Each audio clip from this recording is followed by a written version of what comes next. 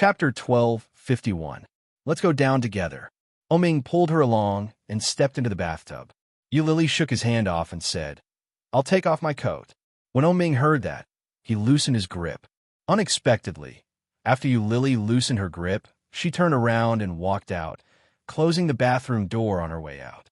Oming was stunned and sat down in the bathtub. He patted the water and waited for Lily to come back. But he didn't know what Lily was doing outside. A few minutes passed, and she didn't show any intention of coming back. "Lily, what are you doing?" Oming shouted. Lily heard Oming shout from outside, but she had no desire to respond. She held her phone and sent a message to enchanting. Oming waited for a few more minutes and couldn't wait any longer. He didn't need to think to know that Lily was probably unhappy. Did I do something to make her unhappy?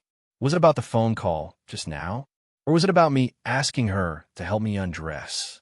Or was it because I wanted to bathe with her? Oming couldn't be sure, but the water was getting colder and colder. Oming had no choice but to use one hand. The other hand couldn't touch the water. Oming raised one hand, and his hand was sore. He dilly-dallied for a few more minutes before shouting, "Lily, I was wrong." Lily heard those words from outside, and her typing hand paused. The anger and displeasure that had just risen in her heart slowly dissipated. After informing enchanting, Lily put her phone aside to charge it and walked in the direction of the bathroom. When she opened the bathroom door, she saw Oming sitting in the bathtub. His head, neck, and body were covered in bubbles. At that moment, as if he heard Lily coming in, he opened one of his squinted eyes, and his whole face was wrinkled. He supported himself with one hand and touched his hair with the other. When he saw her come over, he closed his eyes again. "It hurts my eyes. Help me quickly." Oming's voice was full of grievance. It sounded like he was acting like a spoiled child. When Lily heard the noise, she walked over with a straight face. She took the shower head next to her, turned on the water, and poured it on Oming's head. "Stand up." Lily grabbed his hand and helped him to walk out. The bathtub was a little slippery, so Oming stepped out and deliberately pressed his whole body against hers. Lily pushed him away. "Walk properly, where you can wash yourself." Oming immediately straightened up and walked out, leaving Lily to do whatever she wanted. "Take it. I'll help you dry your hair."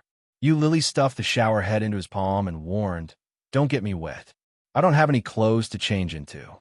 Unless you don't want to go back to Kingstown tomorrow." With one sentence, Oming chased away all the dishonesty in his heart.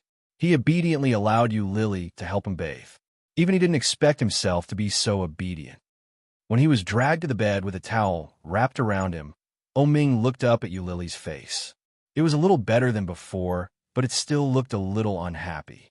"What's wrong? Are you in a bad mood?" Oming pulled her with his big hand and asked in a low voice. Lily pursed her lips and said, "Oming, can you respect me?" Chapter 12:52. Lily was about to help him put on his clothes, but she stopped. She threw the clothes down and turned to leave. "I'm going to take a shower first." Oming could tell that this woman was really angry. He quickly went forward to pull her back and said, "Wait a minute, Lily." Lily stopped in her tracks and turned to look at him. "What's wrong? Why are you so strange? Why are you angry? You should at least tell me." Oming looked at her and didn't know what to say. "You're so strange, and I'm innocent. I'm not angry." Although she said that, her face tightened. "Let go of me. I'm going to take a shower." "Are you angry that I dragged you to take a shower together?" Oming frowned and guessed. However, he quickly rejected this idea in his heart. It wasn't that they hadn't taken a shower together before. On the contrary, it was as common as having a meal. What was there to be angry about? After thinking about it, Oming still felt that it might be because of what happened when she was on the phone. "No, let go." Lily pried his hand away, and her expression became even more unpleasant. Seeing Lily like this, Oming suddenly thought of the strategy to win back an ex-girlfriend that he had read a few days ago. If your girlfriend suddenly got angry, and you didn't know the reason, then no matter what, it was most important to first admit your mistake. Oming pursed his lips and lowered his head. "I was wrong." Lily couldn't help but look at him. "Did you take the wrong medicine today?" He admitted his mistakes so often and twice in a row. Ming was a little embarrassed when he heard that. His cheeks turned red, and he coughed softly. I don't know why you're angry, but if I made you angry, tell me, okay? That again. Lily sighed and said, Ming, I'll tell you later. I'm going to take a shower first. Let go of me. Are you really angry? As he spoke, he let go of her hand. Lily didn't answer. She took a bathrobe and went into the bathroom. After the shower, Lily washed their undergarments and used a hairdryer to blow-dry them. By the time she was done, more than an hour had passed. Ming could see that Lily was doing it on purpose. Usually, Lily wouldn't dawdle like this. But, thinking that Lily was still angry, Ming didn't dare to rush her. He kept thinking about what Lily had just said. Ming, can you respect me a little? Did he disrespect her? He seemed to respect her quite a bit. Lily's short hair had just been blow-dried, and it was a little fluffy on her head. She walked over and saw Ming staring at her. Ignoring him, she turned off the light and climbed into bed. She wrapped herself in the quilt and lay down. Ming lay down obediently, turned around, and looked at her. Lily's back was facing him, so he couldn't tell what she was feeling. He reached out a hand and gave her a gentle push. Didn't you say you would tell me after bathing? Now tell me. Ming, do you want to be with me? Ming was baffled. He put a hand on her waist and said, Of course I want to. Otherwise, do you think I came all the way here to play the trick of injuring myself just for fun? Chapter 1253. Hearing that, Ming felt a little uneasy. He leaned over and pulled her, saying in a deep voice, Turn around. What do you mean by that? Do you not want to marry me? But Lily didn't turn around. She kept her back to him and said, Marriage is not just about you. Hearing that, Ming roughly guessed what Lily wanted to say. Ming sat up and said in a serious voice, I will take care of my mother. You just have to be ready to be with me. It's not just that, Ming. Lily was wrapped in the quilt with her back to Ming. Her eyes were staring at the darkness in front of her. She knew that Ming was already alert. If she didn't handle it well, he would be angry. She knew that Ming's patience was extremely short. But there were some things that she had wanted to say for a long time. Especially after hearing Uncle Win's story today, the desire in her heart became stronger. What else is there? Ming stared at her and said, Turn around and let's talk face to face. Lily held the quilt tighter and said, You never understood what I wanted and what I wanted to do. Just like when we broke up before, you only knew that you couldn't see, so you said those things to drive me away and force me to break up with you. But did you think about my feelings? Ming's eyes darkened. He looked at Lily's back and asked, Just because of that? The tragedy of Uncle Wan and Xian was caused by this kind of self-righteousness. You thought that you were doing it for each other's good, but in fact, you were selfish. Why couldn't you respect each other and give each other a chance to choose? Ming was silent and crawled in front of her. Lily shrank to the side. When she sensed that Ming was coming over, she subconsciously moved to the back to make room for him. It was a completely subconscious action without any thought. When Ming crawled over, Lily realized what she had done. Ming didn't notice her daze. He lay down in front of her and asked, Just because of that? Lily stared at him and nodded. Silly girl, have you ever thought that if Uncle Wen doesn't send Xian back, Sienna will die even faster? The Qi family is rich and powerful. They will definitely treat their daughter well. If she were to follow Uncle Wen, with Qi Xian's health, she might not even last half a year. I don't think Uncle Wen did anything wrong. If it were me, I would probably do the same. Lily gritted her teeth and pushed him away. She said angrily, Everything I said just now was for nothing. Ming was amused by her reaction. He held her in his arms and said, No, what you said makes sense. Don't hug me. Speak properly. Ming had no intention of letting go. He said, I didn't consider your feelings in the past. I won't do it again. It's all my fault. Lily, can you forgive me? No sincerity. Lily punched him in the chest. Do you know how disgusting the things you said before were? I really want to kill you. Ming chuckled and moved closer to her face. In a low voice, he said, In the end, you still can't bear to. But it's all thanks to you that my eyes have recovered. Lily looked up and reached out to touch his eyes. Is it really because of me? Yeah, This is probably the power of love. Oh Ming said, go get lost. No, my hand hurts.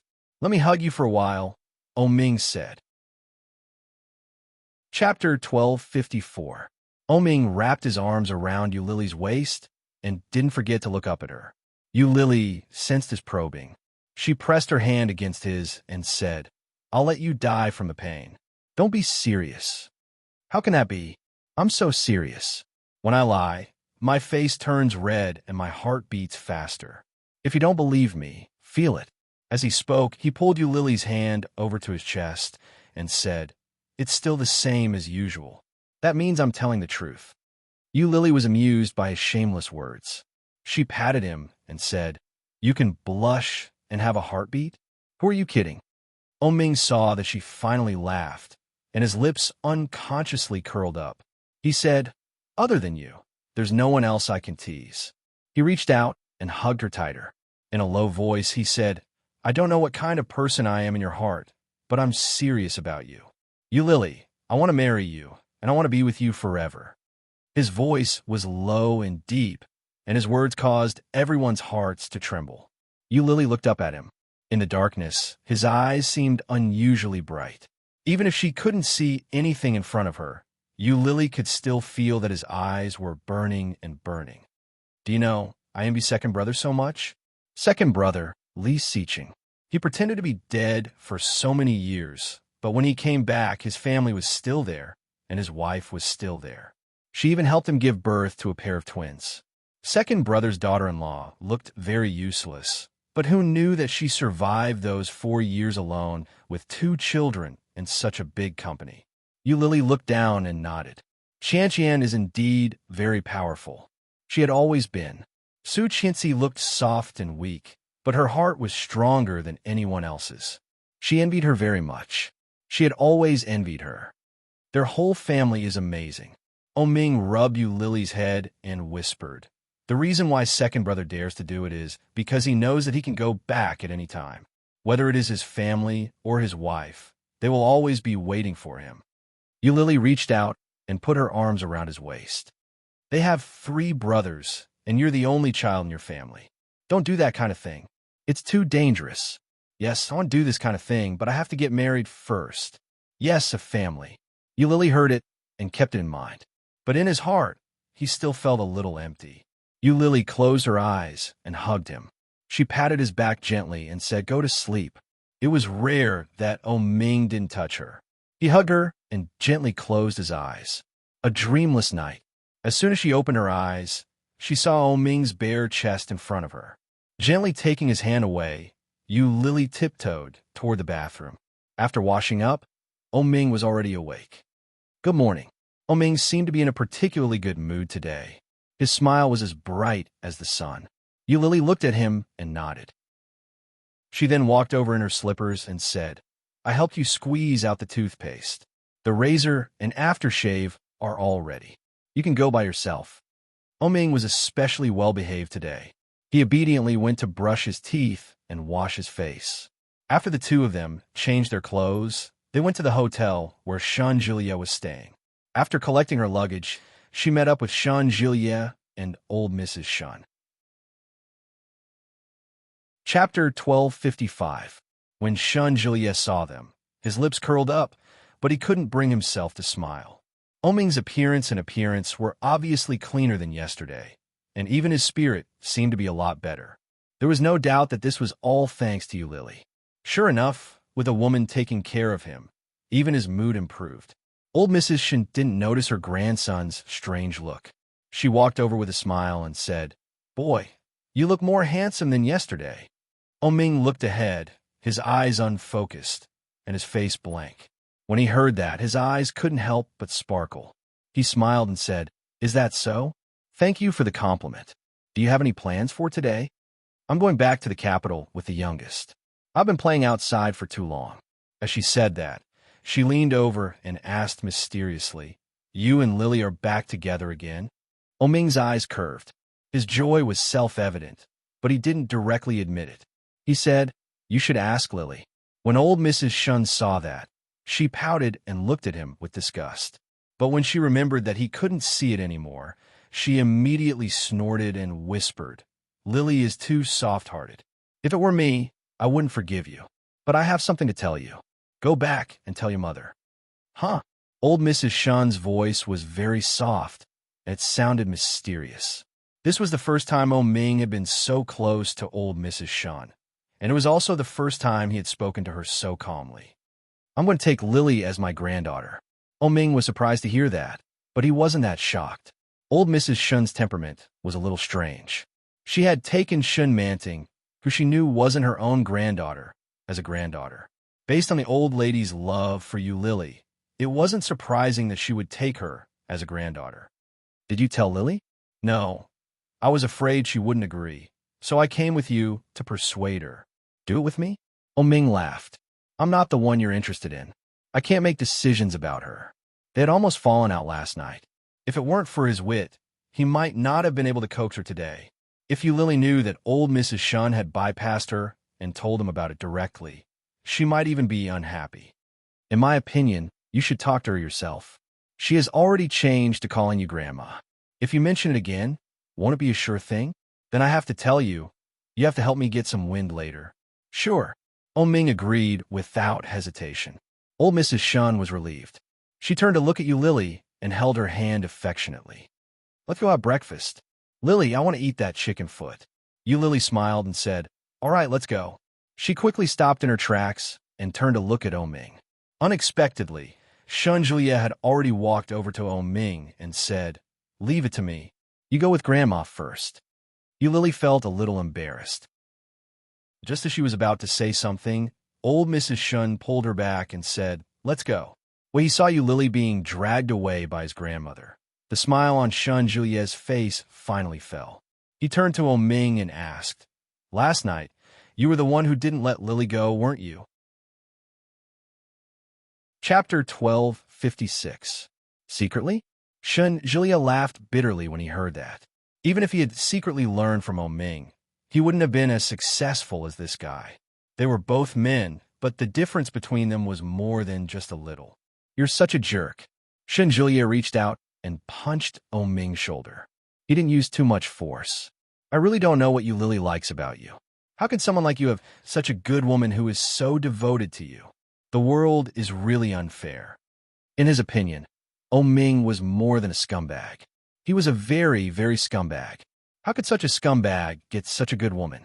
Shun Julia couldn't help but start to doubt himself. The world has never been fair. The reason you Lily chose me in the end is probably because the heavens felt that I was more suitable than you. That's why they rewarded her to me. Ming's voice sounded a little smug. The boasting in his voice was so annoying that Shun Julia couldn't hold it in. However, the seriousness in his words was enough to move one's heart. "No matter what, I'm now her brother. You have to treat her well. If you bully her, I'll fly from the capital to Kingstown to beat you up." Shun Julia patted Ming's shoulder and tugged at his shirt. "Let's go. Don't say that I bullied a blind man. That would be a big sin." Ming smiled and followed her without saying another word. You Lily had been worried that there would be some conflict behind them. But, unexpectedly, the two of them walked in tandem, looking exceptionally harmonious. You Lily was finally able to relax. Old Mrs. Shun quickly pulled her into a breakfast restaurant. The few of them sat down together. You Lily naturally sat next to Ming and helped him with the cutlery and food. After ordering the dishes, old Mrs. Shun said what she had prepared in advance. "Lily, are you interested in coming back to the capital with Grandma?" Lily asked. You Lily looked at old Mrs. Shun and said, "But I have to go to work tomorrow. If I go now, I won't be able to stay for long." "It's fine. You can go next time if you can't go now. I have an idea that I'd like to share with you." You Lily poured a cup of tea for old Mrs. Shun and looked up at her seriously. Lily grew up without parents or family. If one day you get married and you don't have a family, what will you do? Old Mrs. Shun said righteously, "Lily, let my family be your maternal family. Be my granddaughter, and let Shun Julia be your older brother, okay?" Hearing that, you Lily was stunned. Old Mrs. Shun knew that her words were a little sudden, but the desire in her heart grew stronger. She said, "When the time comes, I will take you back to the capital and take you to see Shun Julia's parents. If you want, The youngest father will be your father, and the youngest mother will be your mother. Is that okay?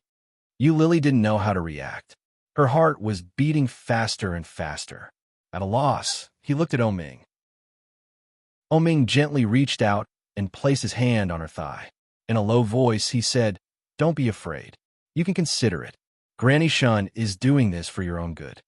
Her voice became even softer as she said, "Granny Shun likes you very much, and she treats you very well. It would be a good idea if you became part of her family." Chapter 12:57. But the Shun family was such a big family. Could they accommodate an outsider like her? But old Mrs. Shun had already brought Shinmanting home. Would the Shuns tolerate bringing another person home? But old Mrs. Shun had already been publicly acknowledged to be brainless. Would anyone believe what she said? Furthermore, Lily had never considered this question before. Old Mrs. Shun's sudden mention of it surprised Lily. At the same time, she felt warmth and gratitude in her heart. Oming gently grasped Lily's hand and said in a low voice, "You don't need to worry about others now. You only need to consider whether you are willing or not." Lily looked at Oming's face. Oming's gaze deepened as he said, "Granny Shun is an elder who is very worthy of respect. In particular, he liked the way he treated Lily so much that he felt comfortable with her. If such an elder could become a real grandmother, it would be different." Oming's voice was very low. Shun Julia and old Mrs. Shun knew that they were talking, but they couldn't hear what he was saying. Lily's expression became more and more moved. It looked like she was already starting to waver. "Granny really likes you. Come home with me. In the future, just treat the Shun family in the capital as your family. How's that sound?" Old Mrs. Shun looked at Lily. Her cloudy eyes softened. Lily was still in a trance. When she came back to her senses, her eyes began to burn again. "Can I?" Lily looked at Shun Julia. Shun Julia looked at Lily and replied, "Yes, of course." When he said that, he felt an indescribable sourness in his heart. It was uncomfortable, unhappy, sad, and painful. But he was destined to never be able to come between her and Oming. In the past few days, although they hadn't made it clear, it was obvious that Lily couldn't let go of Oming.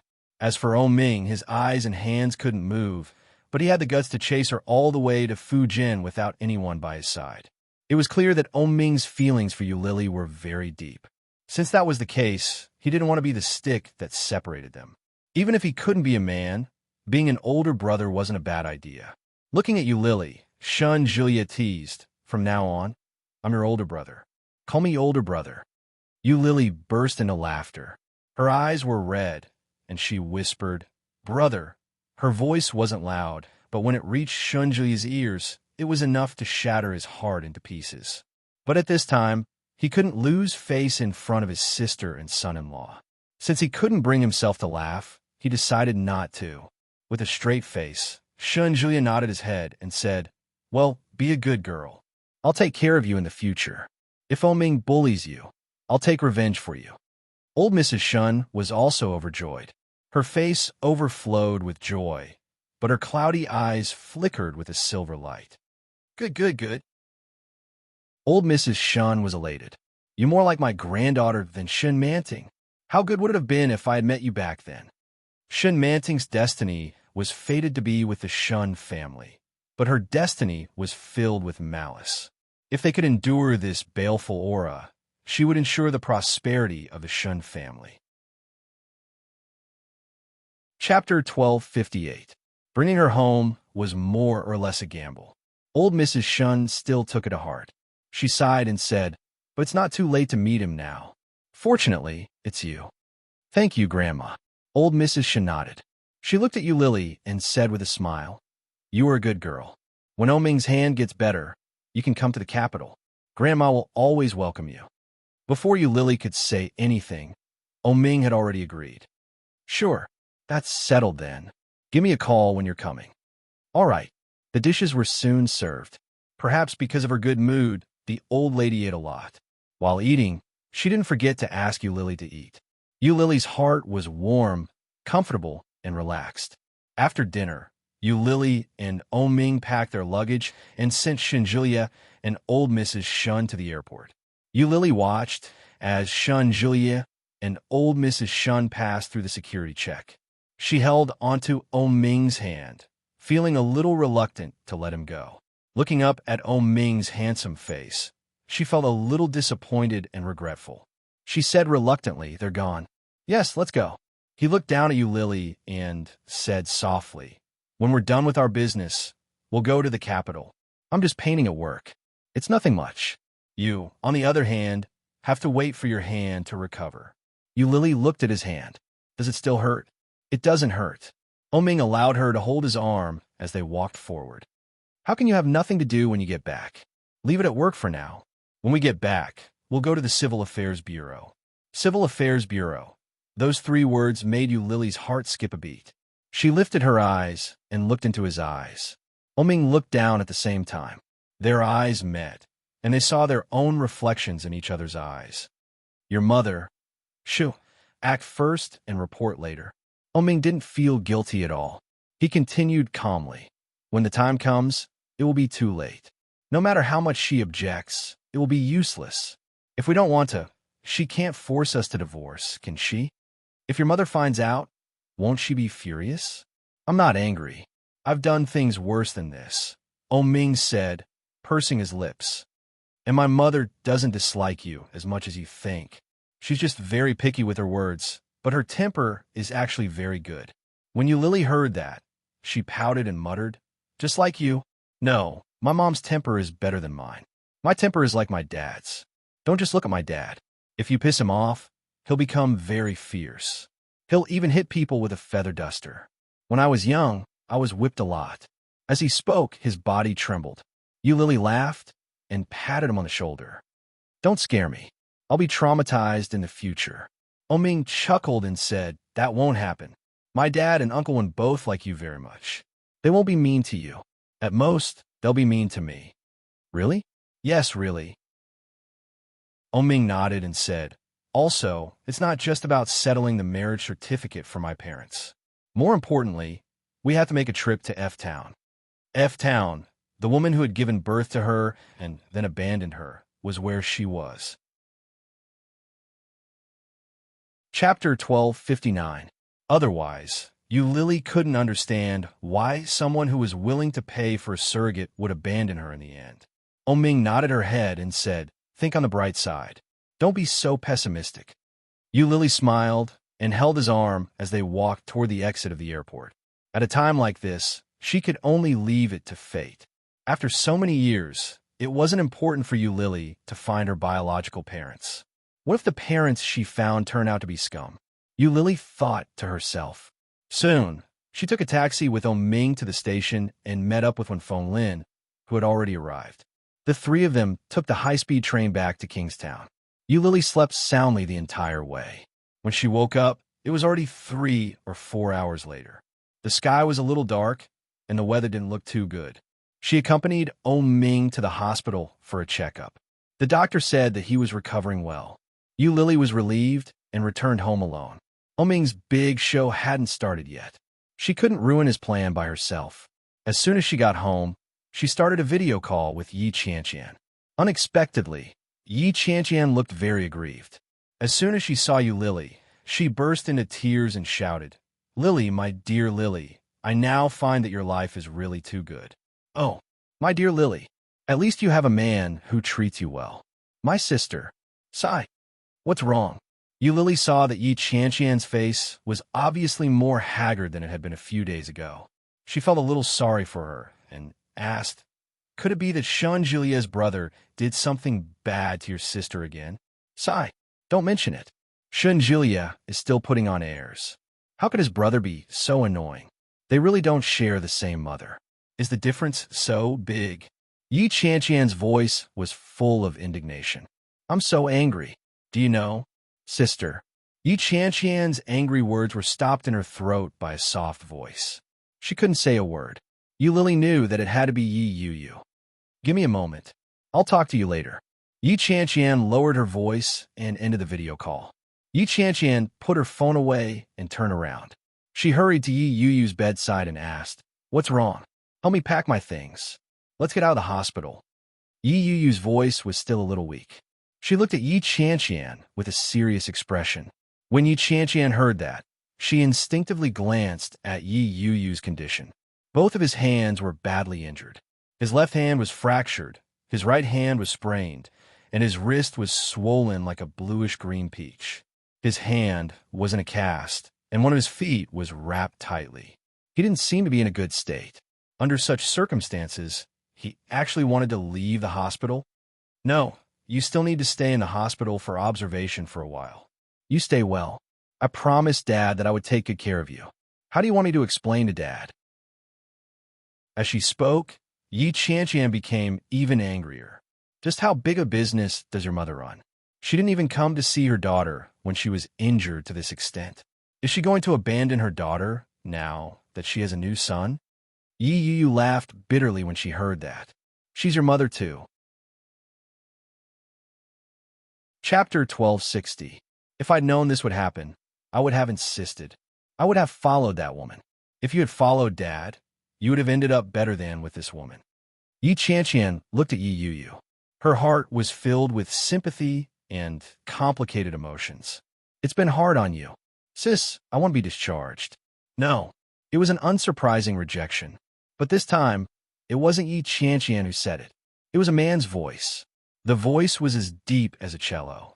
Turning his head, he saw a tall and straight young man with an intimidating aura. When Yi Qianqian saw him, she was shocked and asked, "It's you?" When Yi Yu saw the man, her expression was equally complicated. She greeted him, gently. When Li Jinan saw Yi Yu's expression, he frowned and asked, "How did you end up like this?" Li Jinan's aura was too strong. He didn't bother to hide the killing intent he exuded. This man didn't seem too happy. Yi Qianqian couldn't help but take a step back. She glanced at Yi Yu and asked, "Is this your boss?" Yi Yu replied. Her gaze fell on Li Jinan as she said, "I'm sorry, Jam Li. I've let you down. TSK, look at how polite he is. He's acting as if they're strangers." Yi Qianqian could more or less tell that there was an ambiguous relationship between the two of them. Following that, GM Li would definitely walk up to her with great concern and say with a gentle and kind expression, "It's all right, as long as you're fine." Or, given our relationship, do we still need to say such things? However, this guy wasn't going to play by the rules. When Li Jinan heard that, his almost perfect features turned cold. He took a step forward and said, "If you know that you've let me down, don't do anything stupid. If you're discharged at this time, do you want all the care I've given you to be fed to the dogs?" What a harsh statement. If Yi Yu insisted on being discharged, wouldn't that make her an ingrate? Yi Qianqian secretly gave Li Jinan a thumbs up. Indeed, when Yi Yu heard that, she felt even worse. She looked down and said, "I'm sorry, but I don't want that person to pay for my medical bills anymore." Shen Luo and insisted on paying for her medical expenses. No matter what she or Yi Qianqian said, he insisted on sending money to the hospital regularly. Wasn't it to let her know that he had married her and that he would take responsibility for her? However, she did not want this kind of responsibility. Li Jinan raised an eyebrow. "That person? Your husband?" The last three words were like thorns, making people feel uncomfortable. Whenever he thought of her, he would remind himself that she was a married woman. Yes, this is considered a work injury. Our company should pay all the medical expenses for you. I will return all the medical expenses paid by your husband and hire a professional nurse for you. You can rest in peace. When you recover, don't forget to make money for me." Li Jinan stood tall and straight. His hands were in his pockets. He looked at Yi Yu and finally took his hands out of his pockets. When the hand reached out, it was holding a piece of candy. A fruit candy wrapped in colorful reflective paper. When Yi Qianqian saw the candy, her eyes widened. Chapter 1261. With that, he turned and strode out of the ward. Yi Yu looked at the candy in front of her and felt a little strange. This is from Li Jinan. It really doesn't match his image. But he had come all the way from Kingstown just to give her a candy? As she thought about it, Yi Qianqian picked up the candy on the blanket. TSK, a candy from 1,000 miles away. It's a small gift, but means a lot. He even paid off all your medical bills. Yu, why do I feel that your boss seems to be interested in you? Yi Chanqian raised her eyebrows and smiled sinisterly. This man is not bad. He's handsome and capable, and I've never heard of any scandals. He's a good man. If you can win him over, it'll be good too. Don't talk nonsense. I'm already married. Yu looked unhappy. Eat the candy if you like it. I don't like this kind of child stuff. This marriage of yours, other than getting a marriage certificate and earning some heartache, what else does it have? If you ask me, that be asterisk tch shenluo and isn't good enough for you. Yu didn't say anything. She slowly closed her eyes. When Yi Chanqian saw that, she felt that she was asking for it. She shut her mouth resentfully. She placed the candy on the counter and said, I'll put my friendship here. I'm going out to make a call to my friend. Okay, Yu replied without opening her eyes. Yi Chanqian's footsteps faded away. When the door of the ward was closed, Yu opened her eyes. She turned her head and looked at the candy wrapped in beautiful, colorful paper. She reluctantly reached out and grabbed it. With great difficulty, she took it out and examined it for a long time. After confirming that it was just an ordinary candy, she felt a little disappointed. I thought there would be a small note inside. Otherwise, would he really come all the way just to give me a candy? That's too strange after thinking about it. Yu wrapped the candy up again and placed it under her pillow. When Li Jinan walked out of the ward, he realized that his face was burning. Why do I feel like I'm a thief? Uncle, are you going to coax a girl? If a girl is in a bad mood, she'll feel better after eating something sweet. Here, it's for you. To actually listen to a little brat's words, really, Li Jinan was speechless. When he recalled the strange look in Yi Chanqian's eyes, he felt even more embarrassed. That woman is Yu's sister, isn't she? After some thought, he took out his cell phone and called Yu's cell phone. Yu had placed her cell phone by her side. When she heard it ring, she turned her head to look at it. The name Mr. Li was particularly eye-catching. Reluctantly, he picked up the phone, put on speaker, and called out, GM Li, what's up? Yes, I'm going to sign the contract now. I'll handle your matter, but it might be a little late. You just need to focus on recuperating. So, it was just a meeting to sign a contract, so visiting her was just on the way? Strangely, Yu felt a sense of relief and replied, Thank you, GM Li. Gratitude doesn't come with words. Actions were needed for everything. Before Yu could reply, she heard him say, I'm hanging up. Then there was the sound of the phone being hung up. The ward was quiet again. Chapter 1262. Lily chatted with Yi Chanqian for a long time before she hung up the phone. After a few days of fun, Lily was in a very good state. She turned on the digital screen and painted until she couldn't keep her eyes open. Then she climbed into bed and went to sleep. The next day, at about 8:30, the doorbell rang. Lily was sleepy. She went to the door and saw it was Ming. Ming looked a little handsome today. He was wearing a burgundy suit that he hadn't seen for a long time. The scars on his face seemed to have healed a lot. He looked energetic and happy. Seeing Ming, Lily was full of energy.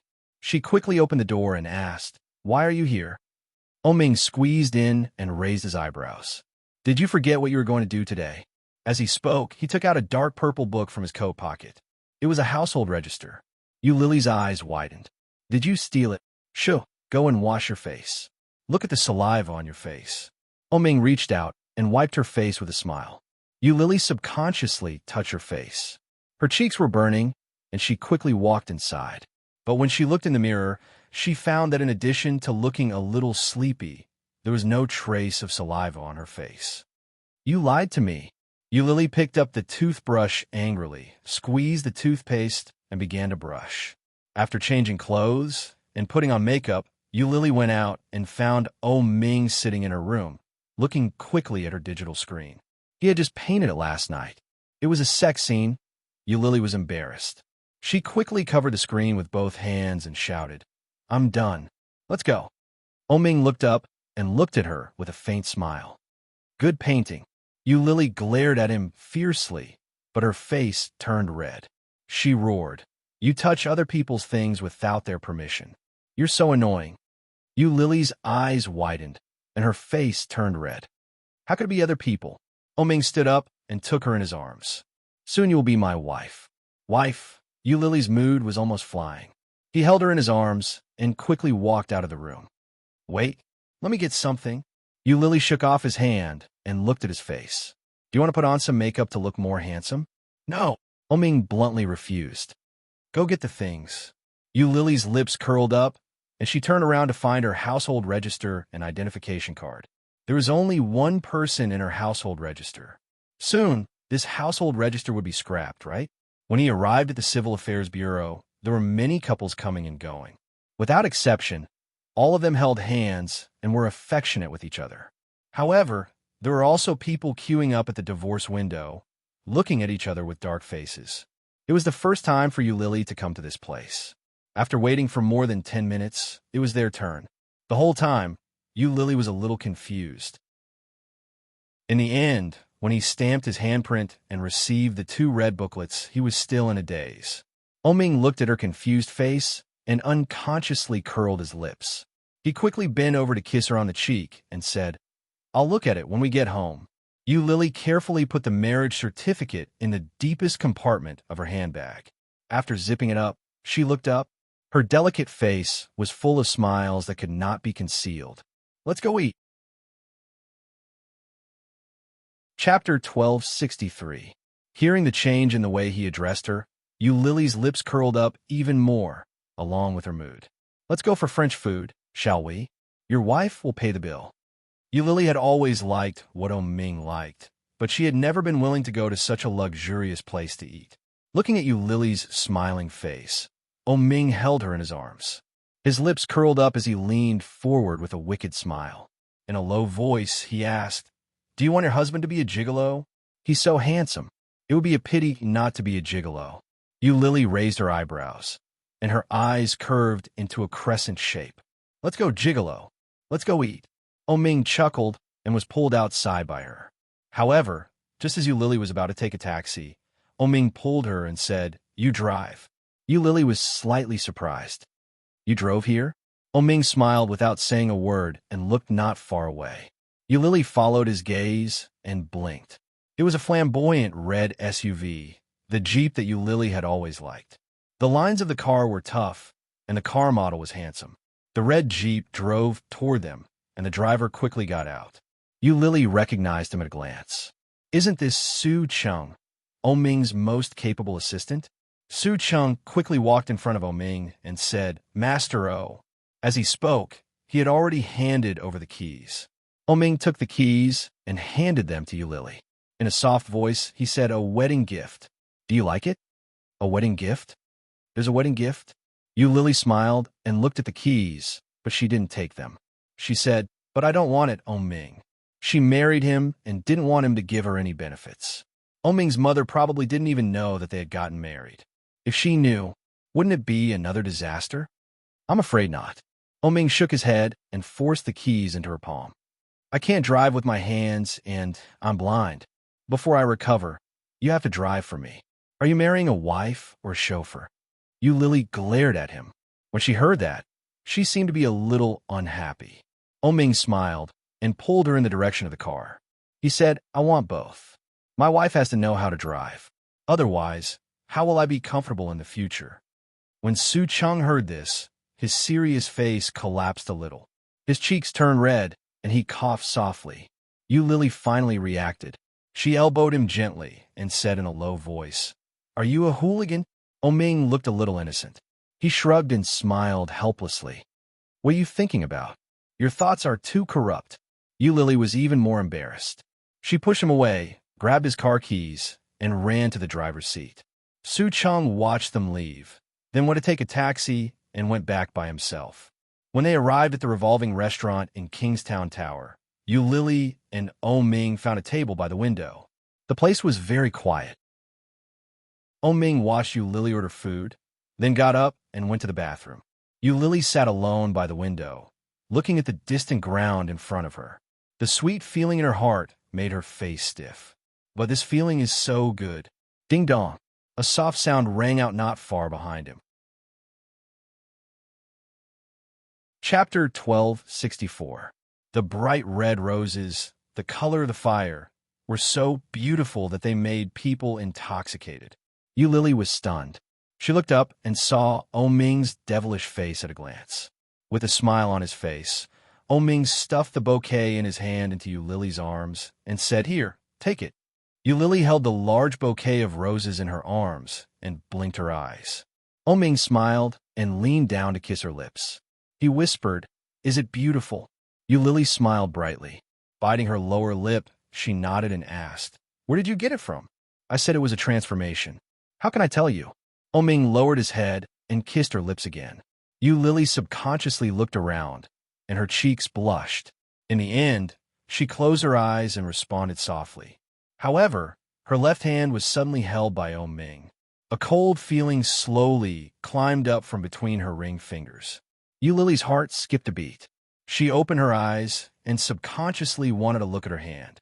As soon as she moved her hand away, Ming's lips fell on her cheek. But the corners of his mouth were even wider, and a pair of deep peach blossom eyes looked at her. They were like dots of stars, bright and gorgeous. Lily looked at the diamond ring on her finger. The familiar pattern, the familiar lines.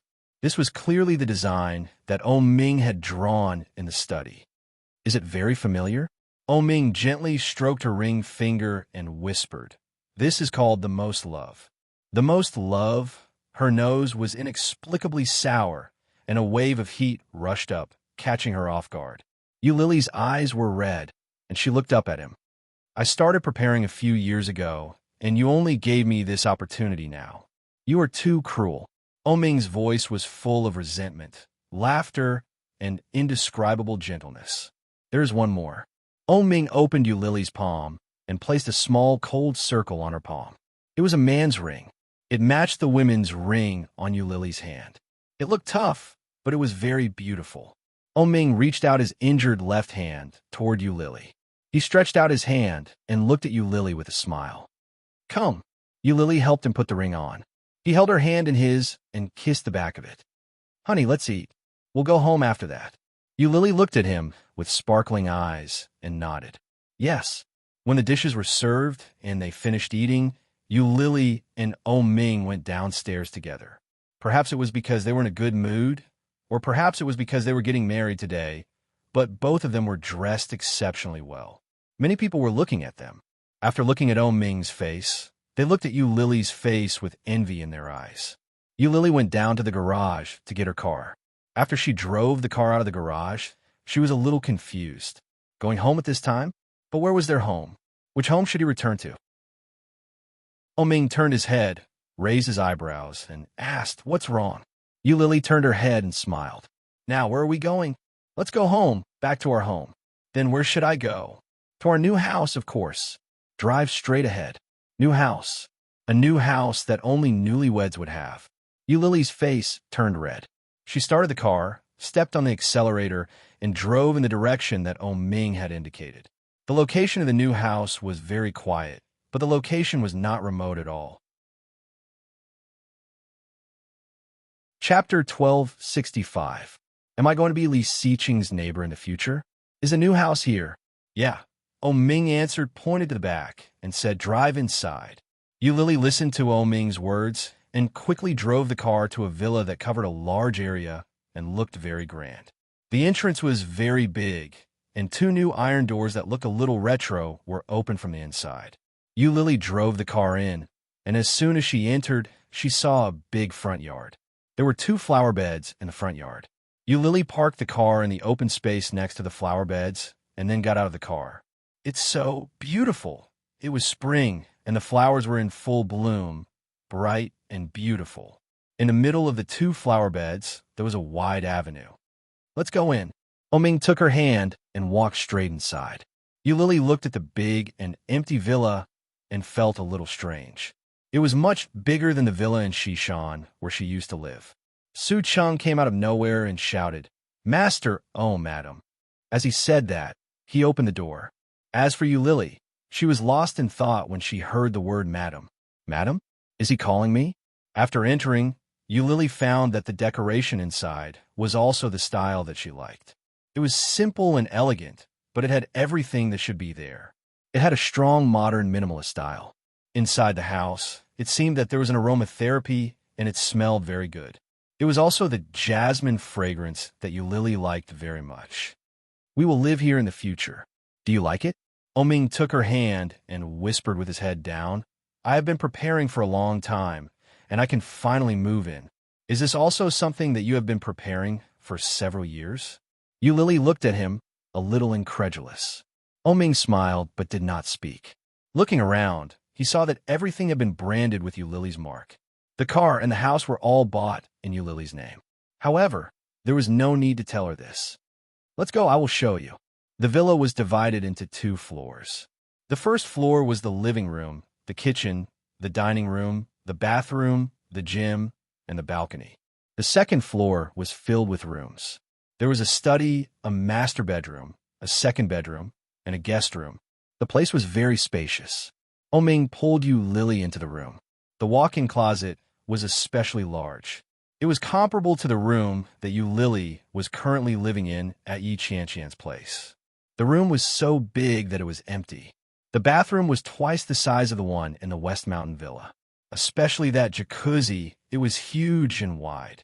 Eulily looked at the huge bathtub and blushed. But she quickly lowered her head and turned her face away so that Oming wouldn't see her strangeness. Oming had already seen it. He chuckled and said, in the future, we can be happy wherever we are. Eulily blushed even more and walked out quickly, pretending not to understand. She went to the room. It was a 2-meter diameter giant bed. The main color of the room was red and white, which Eulily liked. It looked bright and energetic.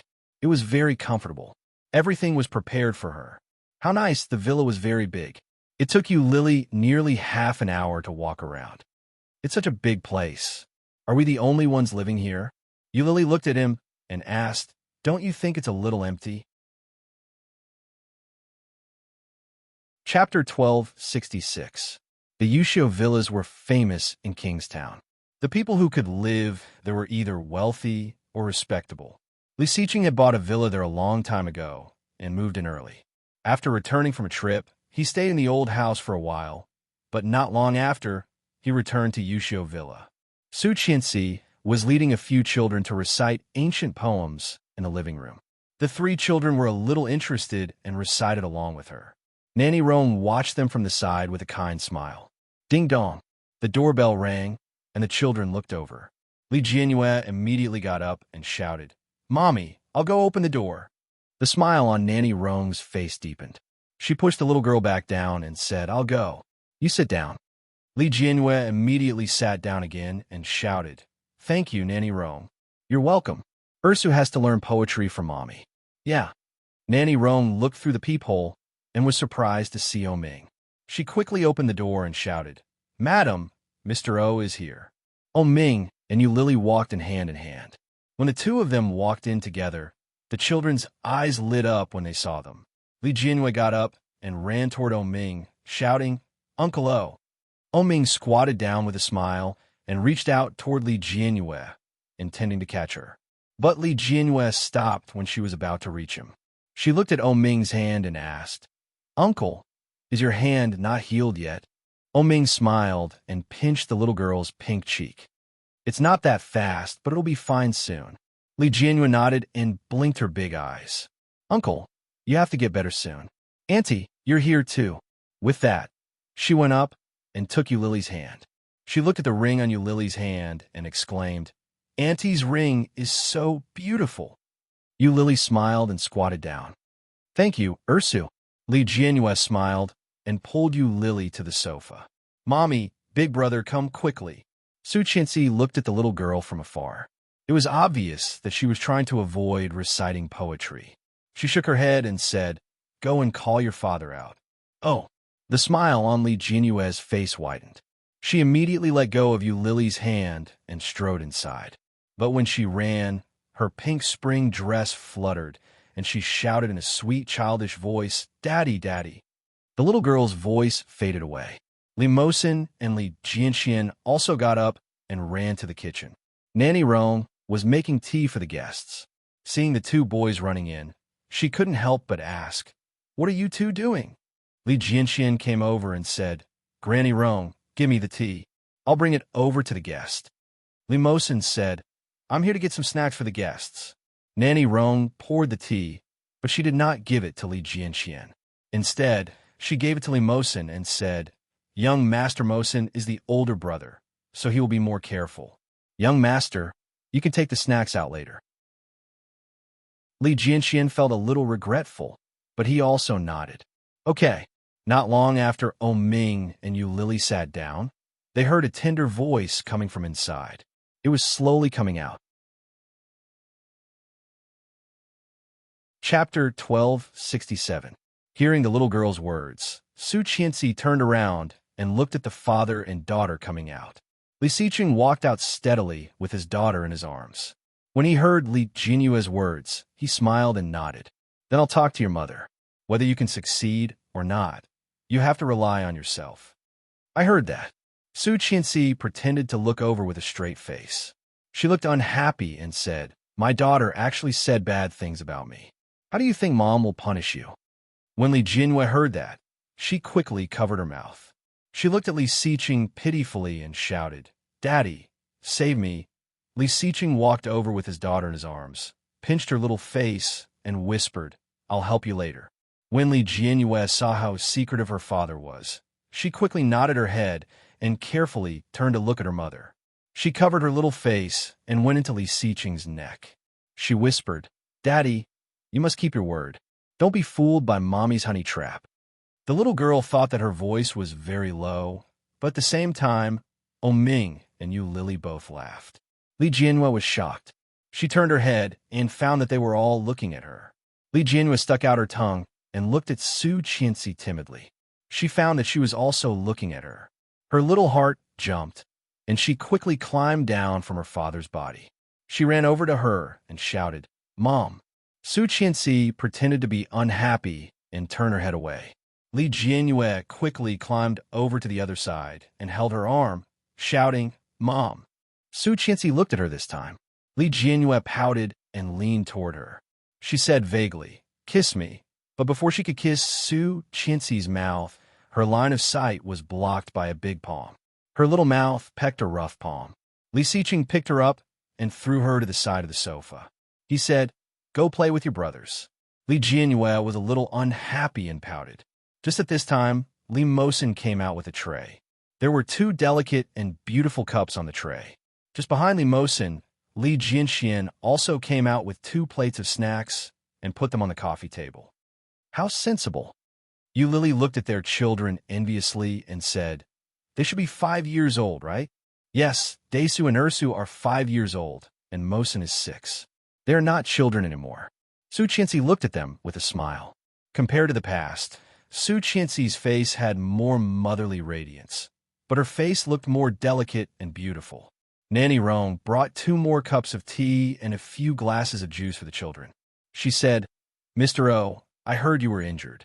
Your eyes." Ming smiled and said, "Well, it was just a few days ago."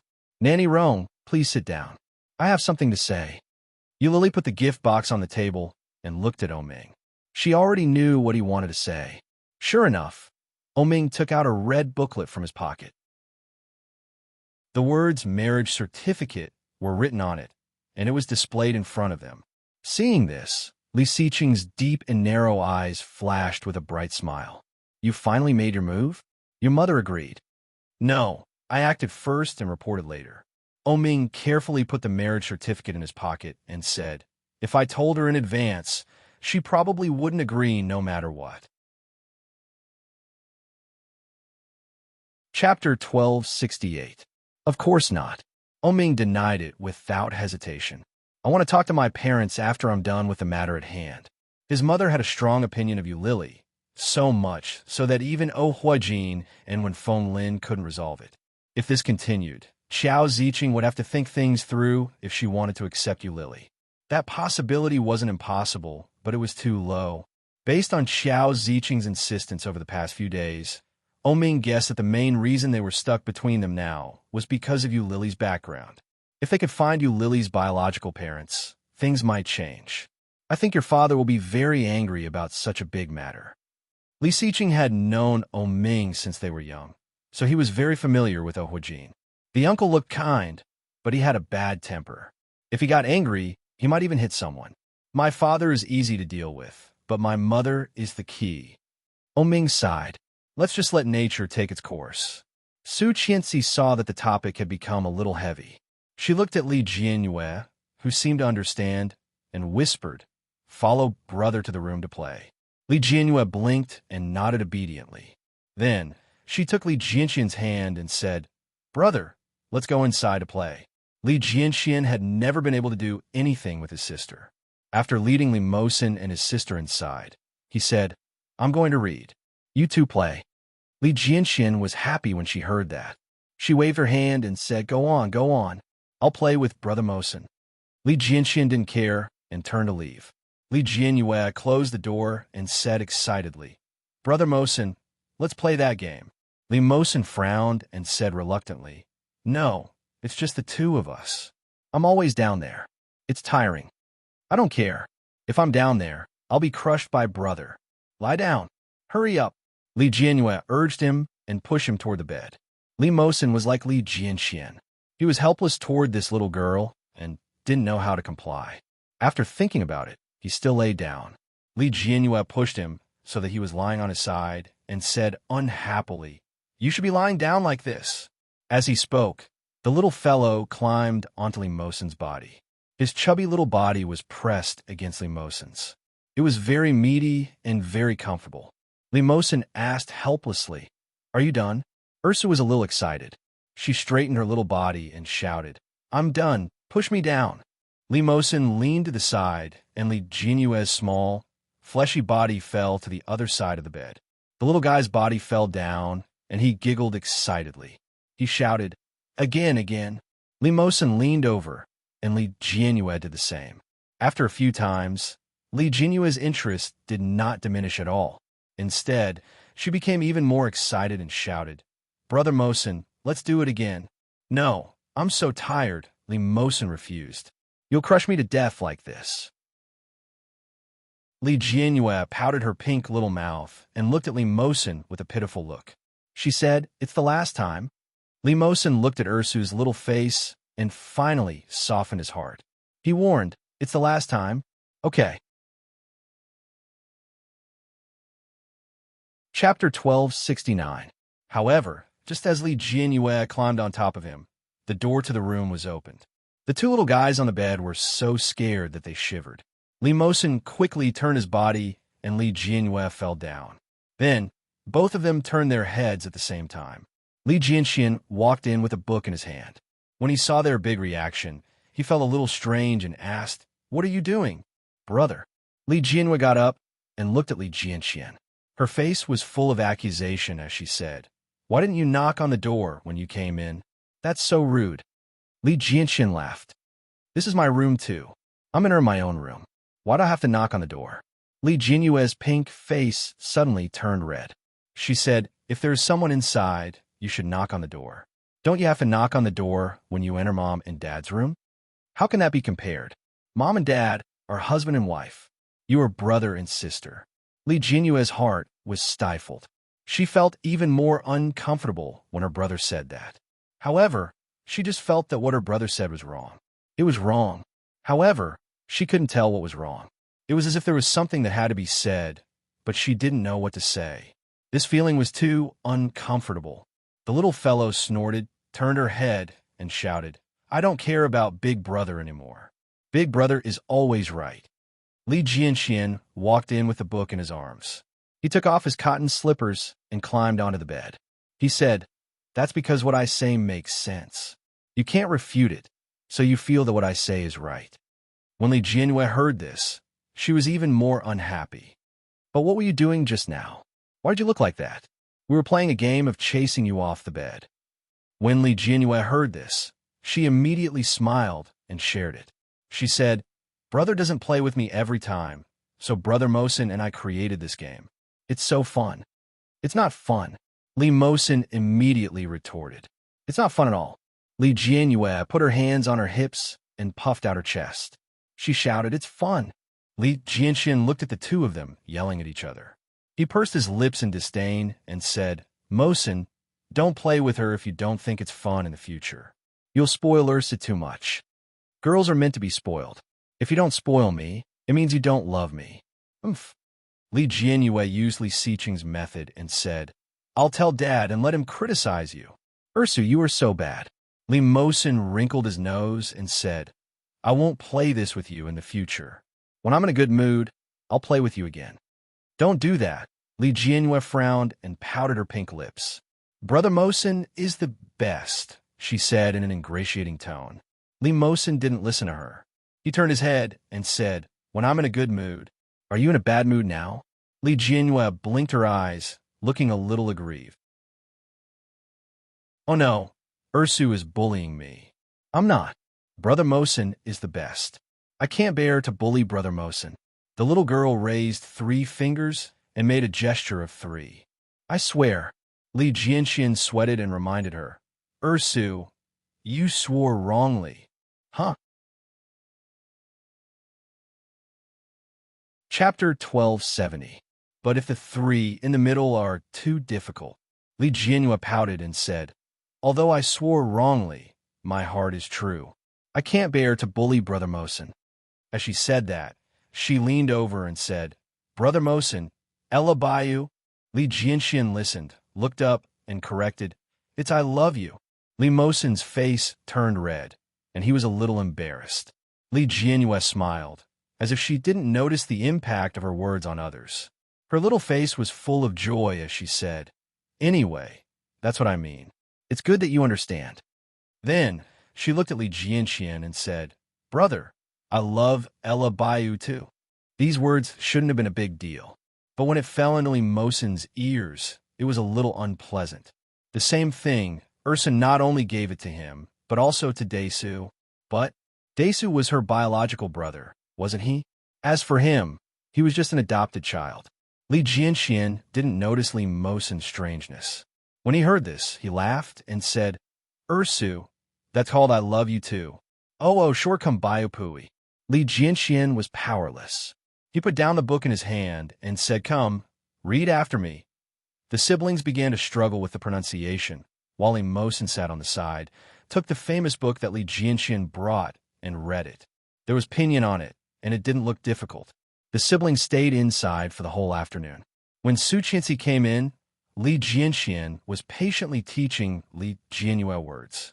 Compared to Li Jianxian's patience, Li Jianyue's small body was crooked, and it was obvious that she lacked interest. She stared at the letters written by her brother in front of her and said, "Brother, your handwriting is so beautiful." "Well, write one for me to see."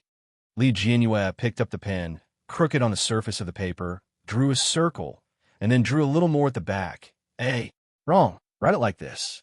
Li Jianxian grabbed her hand, stroke by stroke. "Why are you so stupid? I really suspect that Mom got the wrong baby when she was giving birth." When Li Jianyue heard this, she was unhappy. She pouted and said, "It won't happen. Daddy said that I look like Mommy and I are both beautiful and cute. I will definitely look like Mommy in the future." "I won't."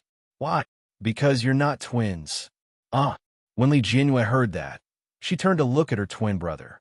She blinked and said, "Then, will I look like my brother in the future?" "Of course not." Li Jianxian turned her head back and said, "Don't think too much. You are a woman, and I am a man. How can we look the same?" "But my brother and I are twins." "Did you say that twins will look very similar?" Li Jianyue was unwilling to give up. She was unwilling to write. "Twins are different from each other. Some look alike, while others don't." "Oh." Li Jianyue didn't seem to understand. "Then why don't we look alike?" This question directly made Li Jianxian stumped. Xiao Xiao frowned and thought about it. After a long time, she said, "Because we don't look alike." "But why?" "Because so."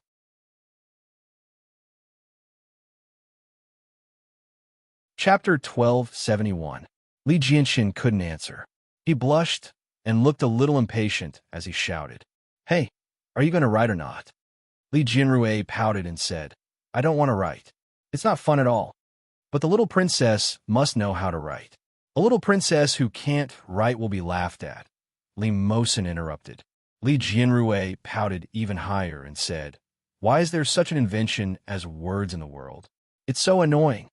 Su Qianxi laughed and said, "Well, I won't write anymore. Let's go eat with Uncle and Auntie." Hearing that, Li Jianrui immediately stood up, threw away the pen in her hand, and shouted, "Mom, I want to go. Let's go together. Quickly put on your shoes." Su Qianxi patted her little butt and pushed her. Li Jianrui immediately smiled and put on her slippers. She ran to the shoe cabinet outside and took out her black, bright leather princess shoes.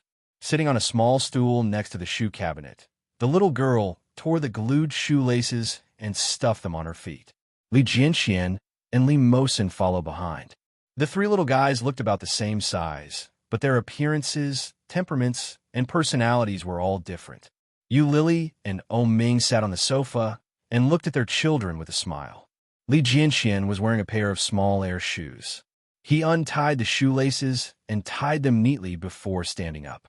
"Oh, brother," Li Jianrui suddenly shouted. It sounded like she was about to cry. She shouted, "The shoes went in, and I can't take them out." Li Jianxian turned his head and asked, "Where did they go?" "Look." The shoes were stepped on by the little girl's heel. Li Jianxian looked helpless and said in disgust, "Stupid." Li Jianrui didn't dare to speak and looked at her brother with a pair of big round eyes. Li Jianxian squatted down and took off her little shoes helplessly. He said, "You have to do this like this," Li Jianrui responded, but she didn't listen very carefully. Instead, she looked in the direction of Li Mosin. The little fellows put on their shoes and stood up together, shouting, "Daddy, Mommy, we are ready." Looking at the interaction of the children and the lively atmosphere, Ming quietly lowered his head and whispered into Yu Lily's ear, "It seems it is good to have more children. You want 3 too?" Yu Lily stretched out her finger and pushed his face away. "Do you think I'm a sow? Sows aren't bad either. 3 at a time." Ming touched her finger and chuckled. "At that time, we can let the children play with their children." Second brother's children were very smart. All 3 of them were very clever. Ming knew what was going on and whispered, "That girl must have been spoiled by Lao Air." As if to confirm his words, Li Xiqing walked up, picked up his daughter, and asked, "Are you hungry?" Ursa shook her head. "I'm not hungry." Li Xiqing seemed very happy. He pinched her little face and said, "Let's go. Daddy will take you to eat." Yu Lily also laughed and said, "Every time I come over, I see him coaxing or holding his daughter, and the 2 men ignore him. Will such favoritism leave a psychological shadow on the children?" Chapter 1272. Go find a sow to give birth to. Yu Lily pushed him, but she couldn't suppress the smile on her face. Ming didn't mind. He pulled her along and followed the family of 3. They followed quietly and quickly went out. Su Qianxi had a big car, and they were all neighbors. After getting the car together, they drove to the hot pot restaurant. The children were very lively, especially Li Jianrui. She sang and jumped along the way and chatted with Yu Lily. At this moment, she sat on Yu Lily's lap and asked in a childish voice, "Auntie, can I learn painting from you in the future? I also like painting, but my brother always says that my painting is so ugly. I'm so angry." Yu Lily smiled and said, "Of course, I'm your neighbor now. If you want to play with me, you can come over at any time." "Really? Where do you live, Annie?" "After dinner, I will take you to have a look." "Uh-huh." Li Jianrui looked very happy and said, "Then hurry up, Auntie." The car sped up, and soon they arrived at the place to eat. The children were playing together, and several adults were sitting at the coffee table and talking. Li Jianrui held the big pillow in the box in her hand and ran toward Li Mosin, shouting, "Brother Mosin, my button is off. Help me button it." Li Mosin was sitting in a chair playing a game, and Li Jianxian was playing with his phone. When he heard Li Jianrui's voice, he shouted, "No, Ursu, don't come over. We are playing a game. If we lose, it will be your fault." When Li Jianrui heard this, she was a little unhappy. She pouted and said, "What's so fun about playing a game? It's not fun at all." Li Jianxian ignored Li Jianyue and concentrated on playing the game. But Li Mosen quickly put down the phone in his hand, waved to Li Jianyue, and said, "Come here." Li Jianyue held the big pillow and immediately smiled. She jumped over with her short legs and shouted, "Brother Mosen is the best." Li Jianxian shouted and said, "No, Mosen, you're actually hanging up." Li Mosen ignored Li Jianxian's howl and focused on buttoning Li Jianyue's back. Then, the sound of Li Mosen's game character being killed came out, followed by Li Jianxian being killed. By the time Li Mosen had finished buttoning Li Jianyue's shirt, the news of everyone's death came. Then they failed. "Li Mosen, you traitor, you actually hung up and lost." Li Jianxian threw the phone away and shouted angrily. Li Jianyue blinked her eyes. She hugged the big pillow and looked at her brother. She said, "It's okay to lose. Just win it back. Why are you so angry? Right, Brother Mosen?" Hearing that, Li Mosen nodded and said, "Yes, it's good to win it back." When Li Jianxian heard them echoing each other, he was so angry that he didn't want to pay attention to them. He turned around and picked up his phone to continue playing. Soon, the hot pot was ready. Su Qianxi rushed the children to the bathroom to wash their hands and sat down. But it was obvious that Li Jianxian was unhappy. His little face was stiff, and he sat in the chair without saying a word. That unhappy look was exactly the same as Li Xiqing. Chapter 1273. When Su Qianxi saw this, she leaned over and asked, "What's wrong?" "Nothing." Li Jianxian picked up a piece of cold dish and put it in his mouth, but the force was a little forceful, and he looked very angry. When Li Xiqing saw this, he raised his eyebrows slightly and asked, "Daisu, are you unhappy?" "No." Li Jianxian still said the same thing. He reached out his chopsticks and picked up another piece of food to eat. "Why are you unhappy?" Li Jianxian replied, "I'm not unhappy." "Did Ursa make you angry again?" Li Xiqing asked as he heated the beef for his wife. Li Jianyue was suddenly called. She looked up, blinked, and said, "Dad, I didn't. It was brother who lost the game with Brother Mosen." "Oh." Li Xiqing looked at Li Jianxian. "Is that so?" Li Jianxian was silent for a moment before he said sullenly, "Mosen is always like this. He stops playing when Ursa calls him. He always causes me to lose." "I'm sorry, Daisu." Li Mosen sat next to Li Jianxian and said, "Ursa didn't button her shirt properly just now, so I did it for her. But you let go at the critical moment. It's so hateful." Li Jianxian gritted his teeth, but immediately continued to eat and did not speak. Everyone finally understood what was going on. Li Jianyue pouted and apologized. "Brother, don't be angry. It's Ursu's fault. I won't call you guys when you're playing games in the future." When Li Xiqing heard this, he frowned and said, "A man should be magnanimous. It's natural to protect your sister.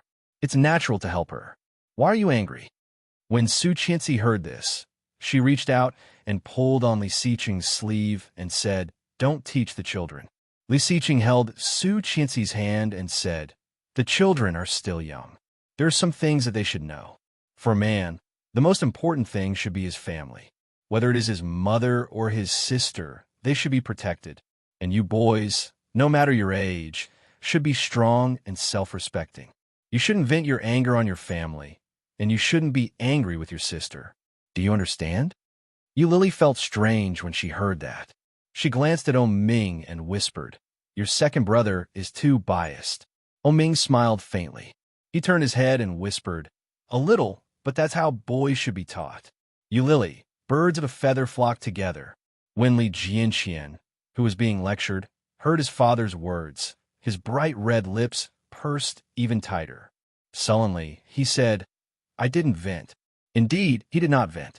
If Su Qianxi and Li Xiqing had not asked, he probably would not have said anything. Su Qianxi felt a bit distressed. She patted Li Xiqing and said, "Shut up. You're so annoying." As she spoke, she sat down beside Li Jianxian and said, "Don't listen to your father. If you are unhappy in the future, just say it and tell Mom." When Li Xiqing saw his wife's protective attitude, he didn't say anything else. She boiled a few more pieces of beef and put them in the bowl in front of Li Jianxian. She said, You are still young, so I'll let it go this time. In the future, you have to learn to control your emotions. You have to be clear about what is important and what is not. If any small thing can affect your emotions, then you are a failure as a person. Chapter 1274. 5 years old, not young anymore. When I was 5, I was already in primary school. It is not good for these children to stay at home. Let Xingyu arrange for them to go to school, Li Siqing said, looking at them. Su Qianxi was a little reluctant and said, it's good for them to study at home. There's a limit to what my family can give me. I need to get in touch with other friends. After a pause, he continued, if you don't go out and see, how will you know how good you are? Su Qianxi was overjoyed by his words. Su Qianxi curled her lips, thought about it, and asked Li Jianxian, after a few days, I will send you to school, okay? Whatever. Li Jianxian's expression had eased a lot, but when he said this, his eyes could not help but drift to Li Siqing. His dark eyes were filled with unspeakable respect. Seeing this, Ming knew that the child had listened to what his second brother had just said. So smart, like father, like son, just like Li Siqing. If I go to school, will there be a lot of people? Li Jianyue seemed a little excited. Can I be in the same class as Brother Mosen? Sure. Li Siqing curled his lips and glanced at his excited daughter. If you pass the exam, Li Jianyue was even happier and cheered. I will definitely get in. When you go back, you have to study hard, Li Jianxian, Li Siqing called out. Li Jianxian straightened his back and looked at Li Siqing. Dad, go back and help your sister with her revision, Li Mosen. Li Mosen also looked over. He was a little happy and shouted, Here, you're 6 years old. I'll hire a tutor for you, so you can go straight to elementary school. Okay, Dad. Li Mosen was overjoyed. What about Desu and Ursu? Will you be in the same class with me? Desu will be in the same class as you. As for Ursu, Li Jianyue was a little unconvinced and shouted, I can get in. Dad, don't look down on me. Li Siqing chuckled, pinched her little face with his big hand, and said, Hurry up and eat. The whole family sat together, happy and harmonious. After they finished eating, Yulili took them to tour the new house that she and Ming were living in. It was also Yulili's first time living in this house. Just when she thought she had explored all the places, she shouted, Auntie, there's a door up there. What's it for? The door above? When Yulili heard that, she looked up. It was a small place on the side of the stairs. If one did not look carefully, one would not notice that there was a small door here. The small door was only big enough for an adult to enter. It was very small. Ming stepped forward and said, That's a holographic room. Your Auntie Lily has never been in it before. Let's go. Uncle will take you in. Li Jianyue didn't understand what holographic meant, but when she heard that they were going in, she immediately nodded. Ming turned around and took out a remote control from somewhere. He pressed the button, and the small door quickly opened. It was pitch black inside. Ming pressed the remote control again, and a large area of light immediately lit up inside. Blue, murmuring water. Come, let's go in and take a look. Chapter 1275. Yulili had never been here before, so naturally, she did not know what it was like inside. As soon as she came in, she was shocked by the scene in front of her. The surroundings were navy blue, and there was water everywhere. Large and small sea fish were swimming around, looking lazy and leisurely. There was also cool air around him, as if there was really water coming from all directions. Gurgle, gurgle. The sound of water came from all directions, and she felt a sense of crisis.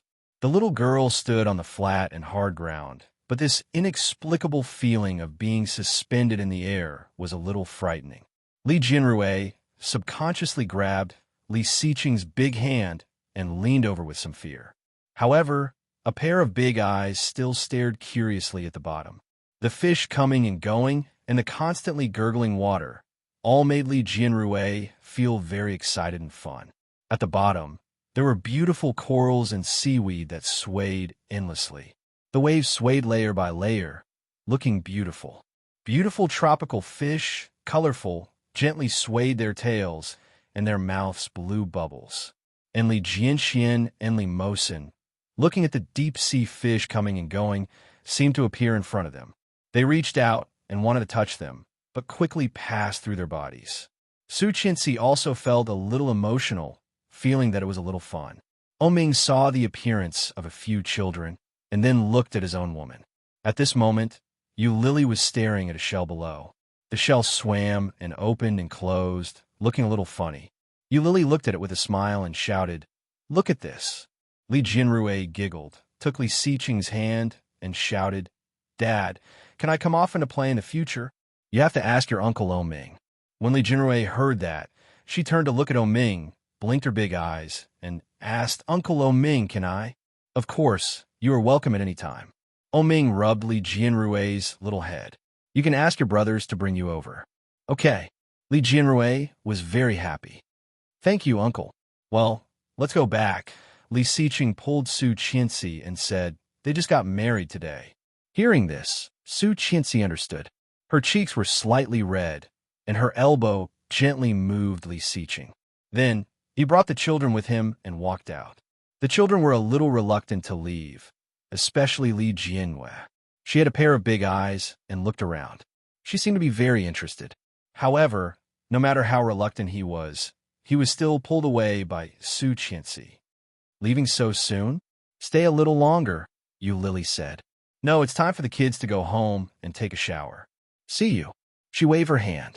When Yu Lily heard that, she nodded her head and said, "All right, I'll see you off." "No, you guys stay here. It's only a few minutes' walk. It's not far." Su Qianxi pushed her back and patted her hand. "Happy wedding." His words made Yu Lily's heart feel as if it was boiling water, and it felt warm. "Thank you, Qianqian." She chuckled and waved her hand. "Let's go." After sending off the family, Yu Lily closed the door. When she turned around, she saw Oming walking toward her with something in his hand. Chapter 1276. Happiness, from the deepest part of her heart, involuntarily climbed to her limbs and seeped into every meridian. Yu Lily smiled, gently licked her slightly dry lower lip, and walked toward Oming. Oming stood in place, waiting for her to come over. He opened his hands and said, "Do you remember? When did we meet?" 7, 8 years ago. "What about the date?" Yu Lily thought about it, shook her head, and asked, "Do you remember?" Oming thought about it and said, "I don't know. I thought you would remember." When Yu Lily heard that, she turned her head and glared at him. "You don't even remember, and you're asking me? Anyway, it's not today. Here, let's go." "Where are we going?" "The holographic room." Oming took Yu Lily's hand and walked slowly. He picked up the remote control in his hand and quickly pressed it twice. "Let's go play on the mountain." "Where did the mountain come from? How can we change the scenery?" Yu Lily was a little surprised. Seeing his smiling expression, her heart melted in an instant. "Of course there is. Otherwise, we'll play in the sea forever. Why didn't you show it to the children just now? They loved it." "Of course, I had to let my wife experience it first. I originally wanted to give you a surprise at night, but who knew that second brother's daughter's eyes were so sharp? She saw it so quickly." Oming opened the door and pulled her in. As soon as they entered the door, they saw a very bright light. They were surrounded by the scenery of the mountains during the day, and even the air was very fresh. Yu Lily was very surprised. She stepped in and stepped on a stone. Oming was behind, watching her back, and pressed the remote control with a bad idea. The stone under her feet suddenly shook, and Yu Lily lost her balance and almost fell down. With a yelp, Yu Lily instinctively reached out to grab Oming. Oming reached out to support her and pulled her firmly into his arms. Looking at the fair and delicate face in front of him, his lips curled up, and his bright peach eyes were full of a smile. He whispered in her ear, "Is it fun?" Yu Lily was shocked. She didn't expect it to have such a function. Annoyed, he reached out to pat Oming and said, "Why didn't you say anything? You scare me to death." "How could I scare you if I told you?" Oming smiled. "Look, there's someone playing over there." Yu Lily looked in the direction of his finger and saw a couple hugging and kissing not far away. The man's back looked somewhat familiar. He was tall and sturdy, nearly 9 meters tall. He was wearing loose, burgundy sportswear, which was his usual style. In front of the man, a petite and slender woman was pressed against a rock. Her hands were gently placed on his waist, and her face was raised to receive the man's kiss. When Eulalie saw that, she felt a little surprised. At the same time, she felt a strong sense of shame. This woman's face was exactly the same as hers. And that man, wasn't that Ming? What's going on? What did I ever shoot such a film? Eulalie was embarrassed and annoyed. Pervert. Chapter 1277. Another wedding gift? Eulalie turned to look at him. Her cheeks were slightly red, but her embarrassment had calmed down a little. She asked, "Why are there so many wedding gifts?" Well, Ming thought about it and said softly, "Just think of it as compensation for being late to the wedding." Wedding? Yes, wedding. Ming pushed the hair on her forehead to the back of her head. Second brother's wedding is flying to Ireland. I heard that the next wedding anniversary is going to Venice. TSK, this guy is too wild. His words were full of envy, jealousy, and hate. Ming's face was full of envy. But in the future, I will also be a man with a wife. Do you have any particular place you want to go? I want to go. Eulalie's voice was dragged out, and her lips curled up. I haven't thought of it yet. Let's talk about it when the time comes. There might not even be a wedding.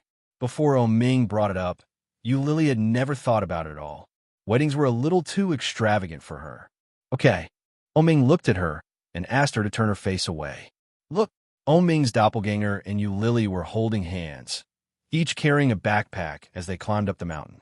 Eulalie looked like she was having a hard time. Ming, on the other hand, was much more relaxed. He looked down from above and reached out to Eulalie. The two of them slowly climbed the mountain together. Climbing a mountain? Eulalie was a little excited. We haven't climbed a mountain before. It looks really good. When we're done with our business, we can go and do whatever we want. Ming pulled Eulalie toward them. Eulalie found that as they walked, the view in front of them was getting closer and closer. It was like climbing a mountain. The difference was that Eulalie was in front of mountain rock, but her feet were still as flat as before. Ming, is it a good idea for us to be doing this? Eulalie was still feeling uneasy. If we hide it from your mother like this, what if she finds out? At most, I'll get beaten up by my father. Ming looked indifferent. Anyway, it's not like I haven't been beaten before. Isn't your mother's health not very good? It's okay. Thanks to second brother, I've already solved Shen Luo's problem. She won't be angry. Don't worry so much. Just wait for my good news. Well, Eulalie's heart was a little perturbed. Looking at them, who were climbing the mountain side by side not far ahead, the longing and yearning in her heart became deeper and deeper. After the shower, Eulalie was drying Ming's hair when her phone rang. The ringtone belonged to Ming. Ming reached out and took it. At a glance, he saw the big word on it, Take it.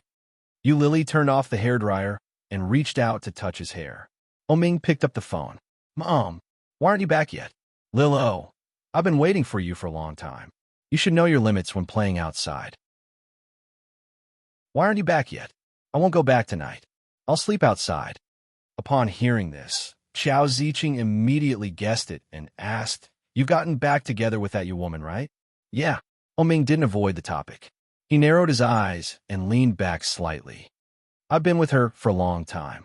I went to Fujin to look for her. Mom, don't you know that?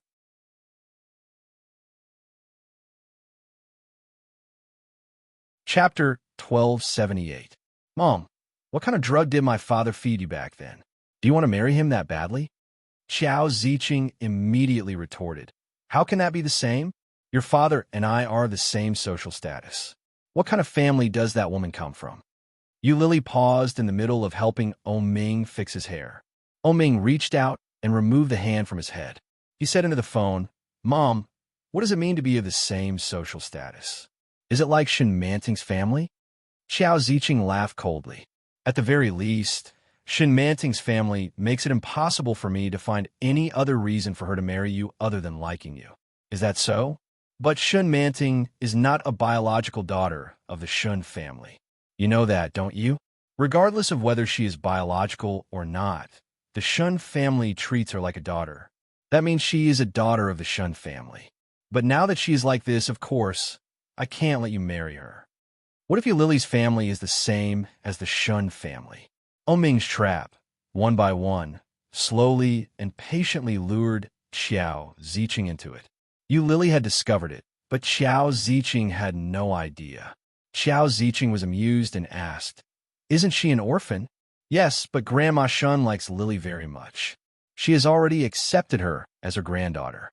In a few days, I will go with her to the capital to meet old Mrs. Shun and hold the induction ceremony."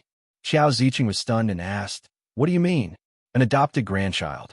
Lily will soon become the adopted daughter of Shun Manting's father and Mr. Shun Longwei." Ming enunciated each and every word clearly and firmly.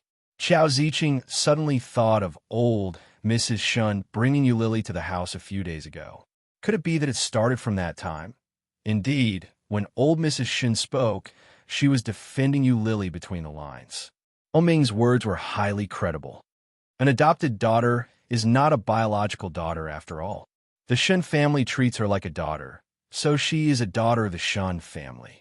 Didn't you just say that? Xiao Ziqing was stumped by her own words and was momentarily speechless. Just as she was about to say something, she heard Ming say, "Mom, it's late. I'm going to rest. I'll bring her back tomorrow and let her serve you tea." Serve tea? When Xiao Ziqing heard these two words, she vaguely guessed something. Wait a moment. But before he could say the next two words, the call was immediately hung up. Serve tea? Xiao Ziqing had a bad feeling about this. She picked up her phone and called her son, but he wouldn't pick up. Offering tea? What did that mean? Wasn't bringing a woman home to serve tea something that only a new wife would do? Could it be that they were married? After figuring it out, Xiao Ziqing felt a surge of air in her chest. She was so furious that she shouted, "Old O!" Ming hung up and switched the phone to silent mode. He tossed it aside and pressed Lily onto the bed. He placed his head on her neck and said, "Honey, go to sleep." Lily's neck was tickled. She chuckled and said, "Wait a moment. My hair isn't dry yet." "Yeah, I'll help you dry it. Sit down."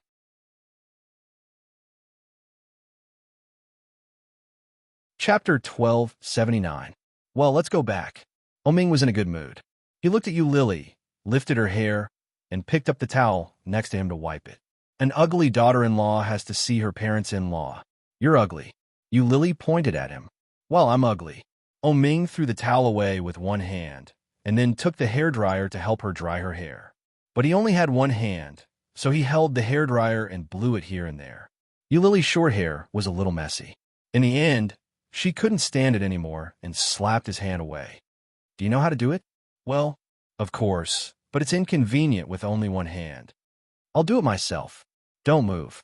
Let me do it." Ming didn't want to let go, so he pressed her hand down and slowly began to blow. Lily was blown, even more messy. When Ming turned off the hairdryer, she was a little unhappy and crawled into the quilt. Ming put down the hairdryer, lifted the quilt, and crawled in. His hand touched his wife's body naughtily. Feeling her soft flesh, he whispered in her ear, "You're meaty." No woman liked to be called fat, and Lily was no exception. She pinched his hand and drove it away. "Then why are you still touching me?" "I like it. I was too thin before, and it was uncomfortable to touch." Especially when she just came back from the capital, her body was as thin as a bamboo pole. She looked haggard, and she was bullied. Now, she was that lovely and beautiful little woman again. Thinking about it, he reached out and pinched her waist again. He slowly moved up and pinched her soft white skin. He leaned over and whispered, "Well, it's comfortable. Go away." Lily pushed him away, but he immediately stuck to her again. He raised his big hand and turned her face. His lips sealed her mouth, and Ming held her in his arms. He began to do whatever he wanted. When she got up the next day, Lily's stomach was a little painful, especially in her lower abdomen. The pain was like a drill. Holding her stomach, she went to the bathroom. Sure enough, it was her period. Fortunately, Ming had already prepared a lot of things for her. The feminine products were placed in the cabinet, and Lily took a bag and immediately put them on. Her movements were very light, so she didn't wake up Ming, who was sleeping soundly. When he woke up, there was no one beside him. He washed up and changed his clothes. When he walked out, he saw breakfast on the table. It was a simple Chinese breakfast with soybean milk and fried dough sticks on the table. Yulili walked out with a plate of ham and eggs on it. When he saw Oming coming over, he greeted, "Good morning." "Who are you saying good morning to?" "With you." Yulili felt a little strange and looked at him. Oming walked over and took the plate from her hand. "What did you call me?" As soon as Yulili heard that, she knew what he was going to do. A sly smile flashed across his big eyes as he said, "Oh." Oming, who was originally full of expectations, was suddenly disappointed. He was a little dissatisfied. He frowned and said, "Change it." "Oming, change again. That's all." Yulili shrugged. Oming walked over and gritted his teeth. He hugged her and kissed her lips. In a low voice, he said, "Call me husband." Wife, call me." "Husband?" Oming was finally satisfied. He held her head with his big hand and gave her a long, lingering morning kiss. Chapter 1280. Seeing Yulili like this, Oming subconsciously looked at the place she was covering and asked softly, "What's wrong? Is that here?" Yulili nodded, and her face, which was normal, gradually turned pale. Oming asked her to sit down on the chair and said, "Do you want to make brown sugar water? Where do you put it?" "No need. Help me get the medicine on the coffee table." Yulili bent over in pain and covered her stomach. Oming turned around and walked out. Soon, he brought in the medicine that Yulili mentioned. However, this medicine was not the medicine that Oming had imagined for menstrual pain, but a box of common Fenbix. "This is a painkiller, right? Is it good for the body to take this?" Oming frowned. "It's not good for the body to take it normally. Is it okay for you to take it during your period?" Yulili couldn't stand the pain anymore. She reached out and said, "This is a painkiller. Give it to me." It meant that she agreed that there was a problem with it. Oming threw the medicine box aside, pulled her up, and said, "Can you walk?" However, looking at her appearance, it didn't seem like she could walk. Oming turned around and patted his shoulder. "Come up. I'll take you to the hospital." His hand was still bandaged. Otherwise, he would have picked her up and taken her to the hospital. Yulili was a little reluctant and said, "I'll just take some medicine and lie down for a while. I still have to go to work. I asked for leave yesterday. I've already arranged marriage leave for you. You could go to work after we return from our honeymoon, or you don't go to work. I can afford to support you." Oming gritted his teeth. How is she still thinking about going to work in this situation? Yulili looked at his unhappy face and said, "It's okay. Come up." Oming didn't allow her to argue. As he spoke, he tilted his head slightly and said, "How about I remove the gauze and carry you?" When Yulili heard that, she pouted and said, "I can walk by myself. Let's go. Don't turn around and press your hand. Your mother will fight me." Oming, who was originally angry, didn't know whether to laugh or cry when he heard that. He turned around and took her hand. Oming carefully helped her up. "Let's go." Yulili endured the pain and stood up, but this movement made her face even paler. Oming felt sorry for her and asked, "Aren't you a woman? Wasn't it only right and proper to come here? Why did it hurt so much? Why didn't you have this problem before?" His tone sounded a little annoyed, but the heartache in his voice was obvious. When Yulili heard that, she pursed her lips and didn't answer. Instead, she shrank back and said, "Why don't we not go to the hospital? I can't walk." What if a doctor told Oming that this was the sequelae of the miscarriage? Wouldn't Oming feel terrible? After so many years, this time, it wasn't particularly serious. Even if he didn't take any painkillers, he could just grit his teeth and endure it. Oming's heart tightened. Looking at her pale face, he said, "I'll carry you." Yulili resisted and pushed him away, saying, "I'm not going. Is it very uncomfortable?" Oming finally didn't insist. He reached out and gently held her waist. "I'll take you to the sofa to lie down."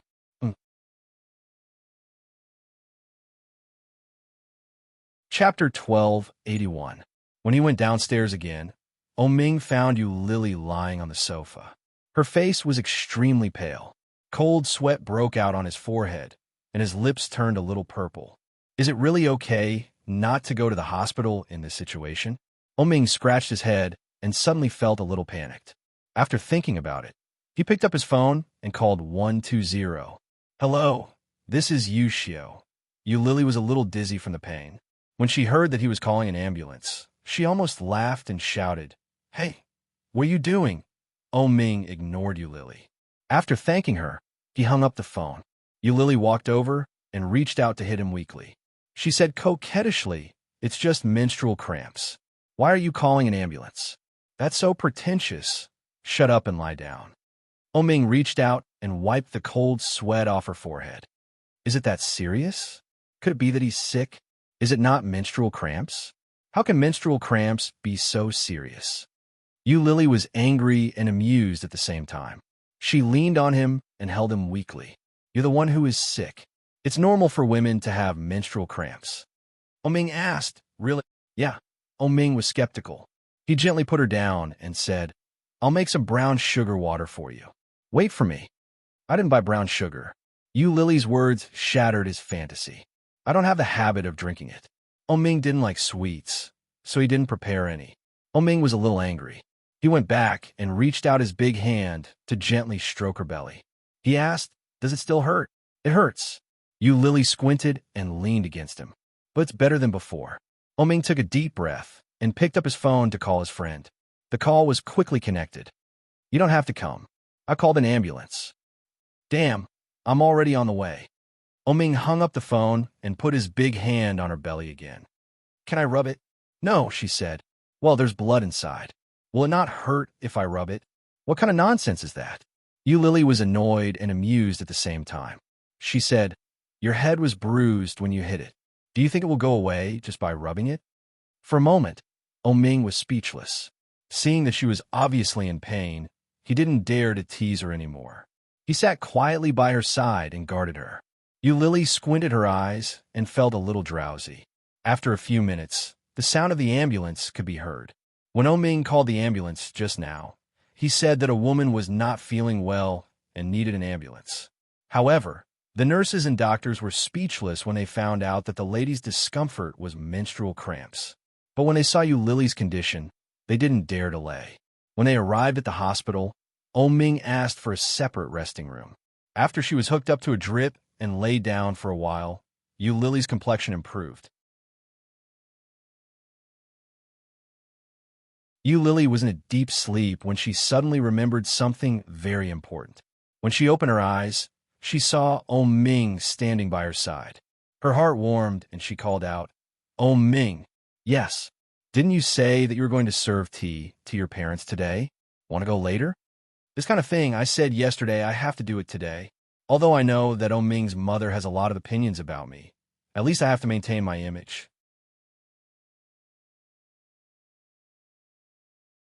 Chapter 1282. "But I've already promised your mother. It's not gonna go, right?" Lily was a little scared at the thought of Ming's mother making things difficult for her. She was 80%, no, 100% waiting to find fault with me so that Ming could break up with me. Oh no, it should be called a divorce now. If Ming's mother really did that, then she would be guilty and she would regret it. When Ming heard that, he laughed and gritted his teeth unhappily. Go back to seek death? Do you want to die on the road or at home? Lily was speechless. What a vicious and mean mouth. Can't you hope for something better? Ming shut his mouth and said, "Anyway, I'm not going back. Do whatever you want. If anything happens, I'll take responsibility." Lily pinched him and said with dissatisfaction, "You're trying to magnify the conflict between me and your mother. It's okay. I'll talk to her later. I'm fine. Let's go later, Ming." "No." "Okay." Ming didn't allow her to argue. He tapped her forehead. "Don't you understand? I said no means no. Go back and rest well. The doctor said that you have a cold wound, and it's very difficult to treat. You have to find a Chinese medicine practitioner to nurse your body." When Lily heard that, her heart suddenly beat faster. When she saw Ming's expression, she suddenly lost her confidence and asked, "What else did the doctor say?" Ming looked at her deeply and shook his head gently. "Nothing. What do you want him to say?" Lily pursed her lips and shook her head. "Be good and lie down. When you're better, we'll go. Be good." Ming reached out and touched her forehead. It was so cold that it was frightening. Are you cold? No, she said. Sleep for a while. I'll wake you up when you're ready. Okay. Lily was indeed not feeling well. She closed her eyes and soon, the sound of even breathing could be heard. Ming saw that she was asleep, so he got up and walked out. He felt a little annoyed and touched his pocket, but it was empty. He had gone out in a hurry and hadn't brought a cigarette. Ming wasn't addicted to cigarettes, but he always carried a box with him. He often left it there for a few days without touching a cigarette. But now, he really wanted a stick to relieve the boredom in his heart. A woman's uterus cannot be underestimated. Not only will it affect the body, but it is also very likely to cause infertility. Looking at your wife's condition, it has not been a day or two. When she feels better, bring her here for a checkup. Why didn't she have this problem before? In the past, you acted as if nothing had happened. It's hard to say. It could be because she stayed up late for a long time or came into contact with frozen things. It could also be because she had a miscarriage or she didn't sit well after giving birth. Even abortion? Of course, your wife had a miscarriage. Ming didn't know how to answer, so he gave a vague answer and quickly left. However, in the deepest part of his heart, he felt a dull pain as if something was tugging at it. Sequelae of miscarriage? So, she had been like this for the past 4 to 5 years. When he felt pain, he took painkillers instead of going to the hospital or calling for an ambulance. Moreover, it was very likely to cause infertility. Ming leaned against the door of the ward and let out a heavy sigh. His heart was like a heavy stone, and it hurt. He didn't mind, but what about his mother? She had a strong opinion of Lily. If she knew that Lily might not be able to give birth, then...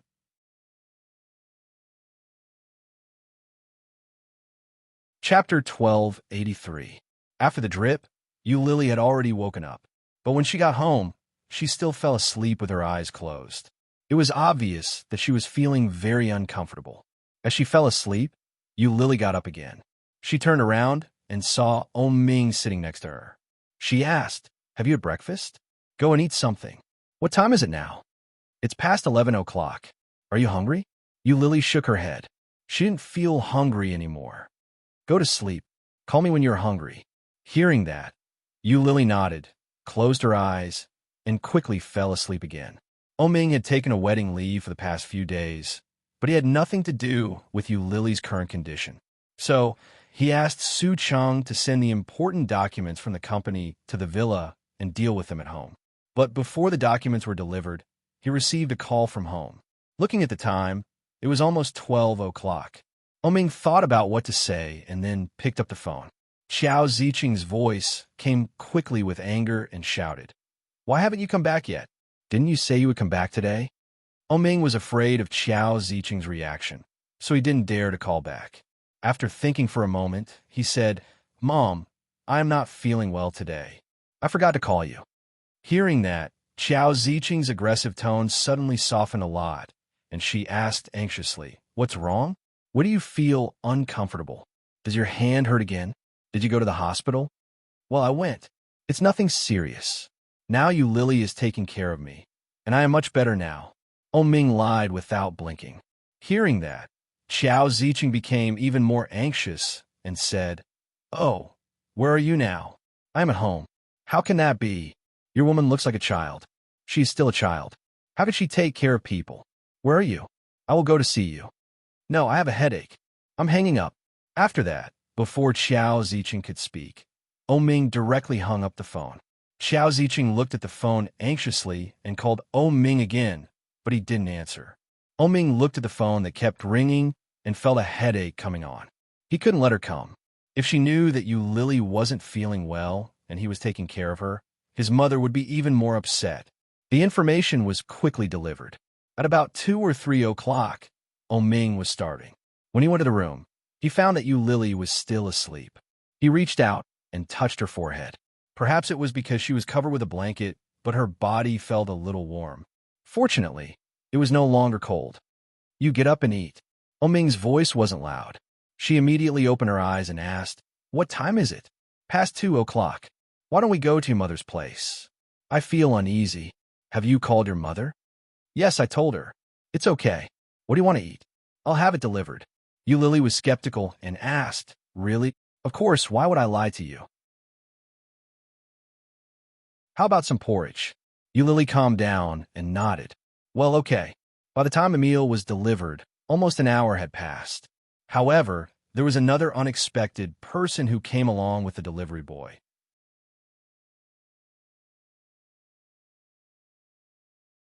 Chapter 1284.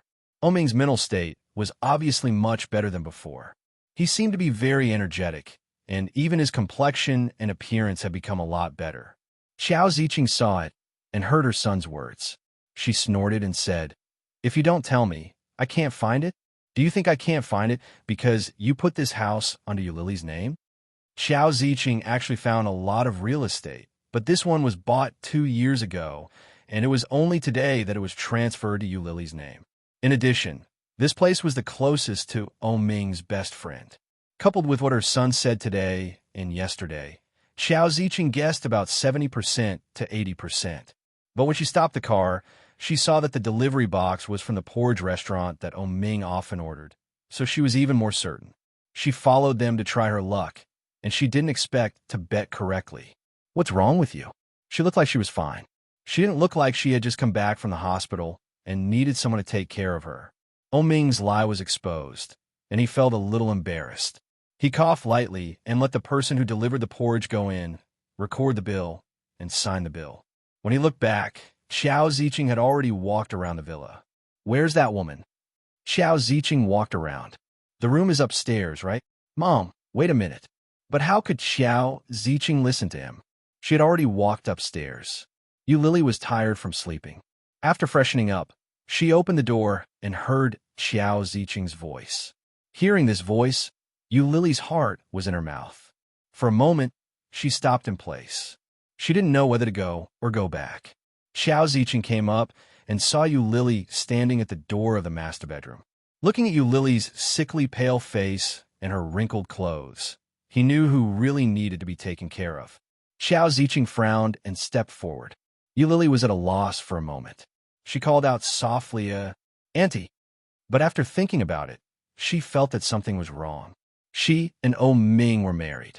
How could she call her Auntie? But if she called her Mom, would she laugh at her and scold her? Oming quickly caught up. Seeing them in a stalemate, he quickly walked over and said, Mom, why are you running around? Can't I walk around my son's house? Xiao Ziqing glared at Oming and said, Even if you gave it to someone else, I still have the right to do so. Gave it to someone else? What did he mean by that? Lily was a little confused and looked at Oming at the same time. Oming hurried forward, pulled Xiao Ziqing over, and said, Mom, Lily is not feeling well. Let's go down and have some porridge. It just arrived, and it won't taste good when it's cold. I can't afford it. Why are you drinking porridge at this time? Other than having porridge for breakfast and supper, don't you drink coffee at other times? Xiao Ziqing was obviously unhappy. She glared at Lily and said sarcastically, I'm not so lucky to be served by my son. The mockery in his words couldn't be more obvious. Lily didn't say anything. She felt a little uncomfortable. Mom.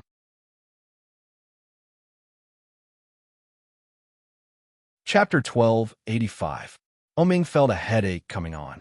Just as he was about to say something, Lily said, I'm sorry, Auntie. I didn't know I was feeling so unwell today. We just came back from the hospital. Did I talk to you? How impudent. Xiao Ziqing was a little angry and shouted, A person should know their place. Don't you know who you are and how much you are worth? You have no manners at all. Lily felt the pain in her abdomen increase. Her face was not looking too good. She pursed her lips and said, Auntie, I don't have parents. But, Auntie, when someone is talking to you, you interrupted them without permission. Furthermore, you said that to a junior.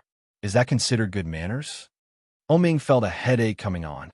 He went up to Lily and pulled her back. Both the old and the young were stubborn. The old one had been spoiled by his father. When he scolded someone, he didn't know how to control his temper. How could he stand such ridicule? As for the young one, she was also difficult to please. If things went south, the two of them might really start fighting. When Xiao Ziqing heard Lily's words, she found it hard to believe. She was so angry that she laughed. Before she could say anything, Ming stepped between them and said, I'm so hungry. If you continue to quarrel, do you want me to starve to death? Junior? Look at your attitude now.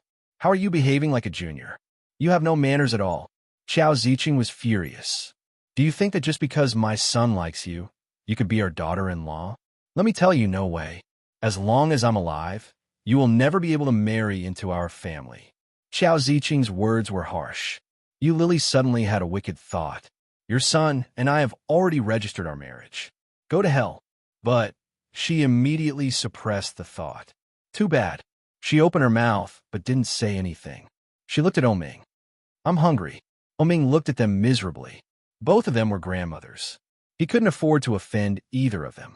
Putting on a show was the safest way. After all, Xiao Ziqing was his mother. When she heard him say that, she snorted and turned her back. Look at you. If you're hungry, eat. Who's stopping you from eating? After saying that, he crossed his arms and walked down. When Ming saw that, he finally breathed a sigh of relief. He pulled on Yu Lily's hand and softly said, Let's go down and eat. Yu Lily felt a little aggrieved and asked, Can your mother still eat when you look at me? It doesn't matter. I'm here. Ming pulled her along. Besides, my mom is full. She eats on time, so she won't go hungry.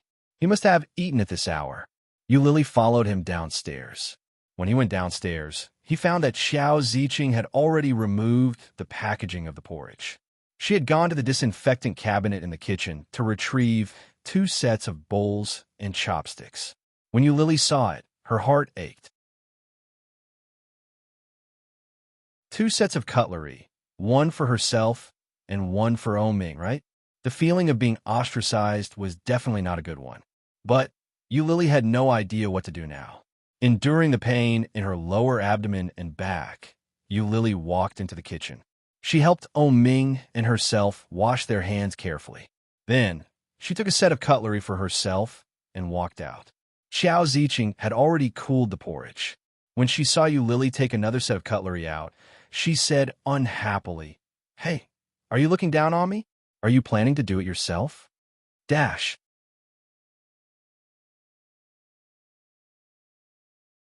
Chapter 1286. Yu Lily was taken aback.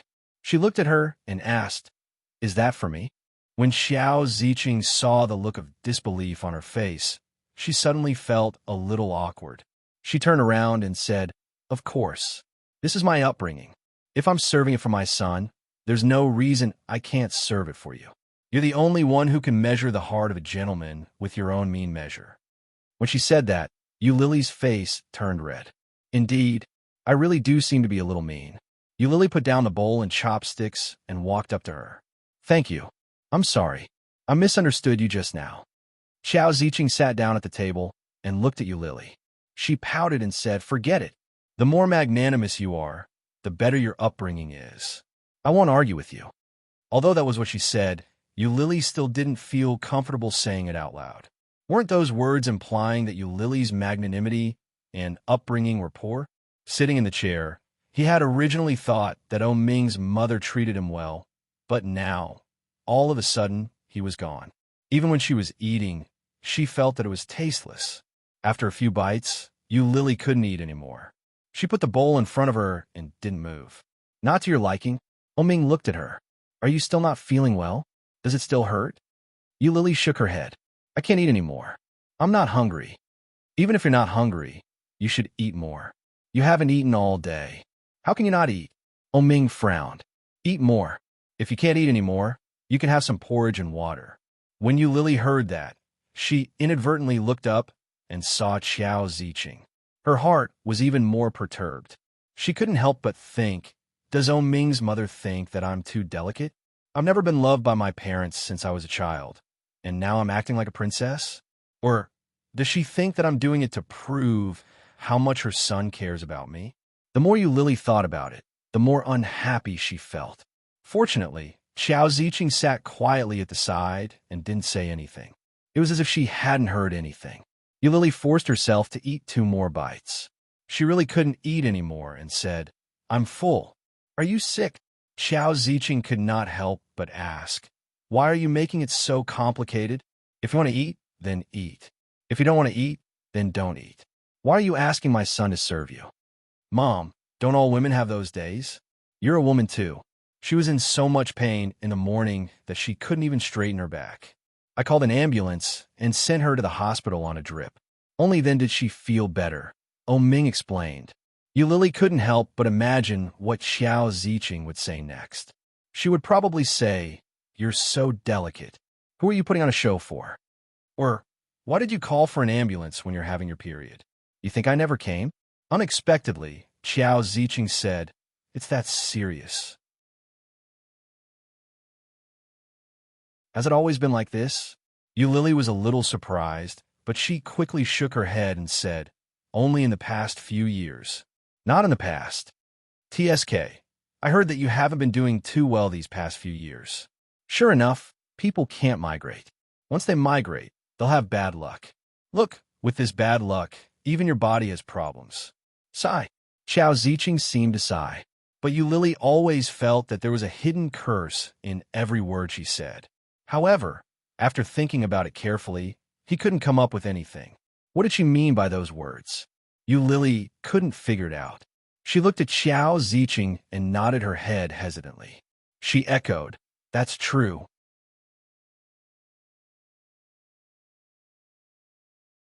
Chapter 12, 87. I heard that. Who else would have said that? It had to be Ming. Ming's meaning couldn't be clearer. He probably wanted to use the name of the Shun family to pressure his mother. When Lily heard that, she understood everything. She nodded her head, thought about her words, and said, "Granny Shun is very good to me. She wants me to visit her in the capital when I have time." When Xiao Ziqing heard that, she suddenly remembered the scene when old Mrs. Shun had brought Lily to their house. From the looks of it, she was indeed very protective of the little girl. Although she is a little annoying, her luck is not bad, Xiao Ziqing said to herself. Lily was speechless for a moment. Indeed, nothing good came out of filthy mouth. "Mom, aren't you going to eat a little? It's quite delicious." Ming changed the topic. Xiao Ziqing looked at him and said angrily, "I'm not eating. If you have nothing to do, go home. Don't stay out all day. Don't let people think that I lost my son in my middle age." Lily was speechless. Ming was speechless. "All right, I'm leaving." Xiao Ziqing stood up and turned to walk out. Ming replied, "Take care." Lily reached out and pointed at his head. Then she walked out and asked, "Did you drive here? Why don't I give you a ride?" "No, I have my own car." In the end, she added, "Is the red Jeep in the yard yours?" Lily was stunned and didn't know how to answer. "Is it mine?" Ming said he gave it to me, but I didn't dare to accept it. Now, she was probably trying to use this as a pretext again, wasn't she? Xiao Ziqing saw Lily's expression and said angrily, "What are you nervous about? If it is, then it is. If it isn't, then it isn't." As she said that, she opened the door and walked away. Lily quickly followed her to the car. She watched her drive away before she walked in. As soon as she entered, she saw that Ming was still sitting at the dining table, perfectly fine. Lily went up and said, "How can you treat your mother like this? You didn't even send her off. What if she thinks that you've learned bad things from me?" Ming almost spat out the porridge in his mouth. He laughed and said, "What's there to send? She's not a child. However, I really didn't expect her to ask about the car. I was scared to death just now. If she knew that you bought it from me, I would be scolded by her again." Lily sat on the side. Her heart suddenly relaxed, and even her stomach began to feel hungry. After finishing the bowl of porridge, Lily added some more. Ming looked at her and said, "What are you afraid of? She won't eat you up. She can scold you if she wants. She has a sharp tongue, but her heart is not bad. Haven't you noticed? Her attitude toward you is much better than before." I didn't find anything. He was scared to death, so where would he find the time to discover this? After she finished eating, Ming was still eating. Lily had slept enough and felt much more comfortable. She wandered around the living room in boredom. Walking to the coffee table, Lily suddenly caught a glimpse of a red booklet. The gold words, "Marriage Certificate," were particularly eye-catching. Lily was shocked when she saw it. She immediately picked it up and opened it. The stamp inside was striking. and the photo was beautiful. Isn't this my marriage certificate with Ming?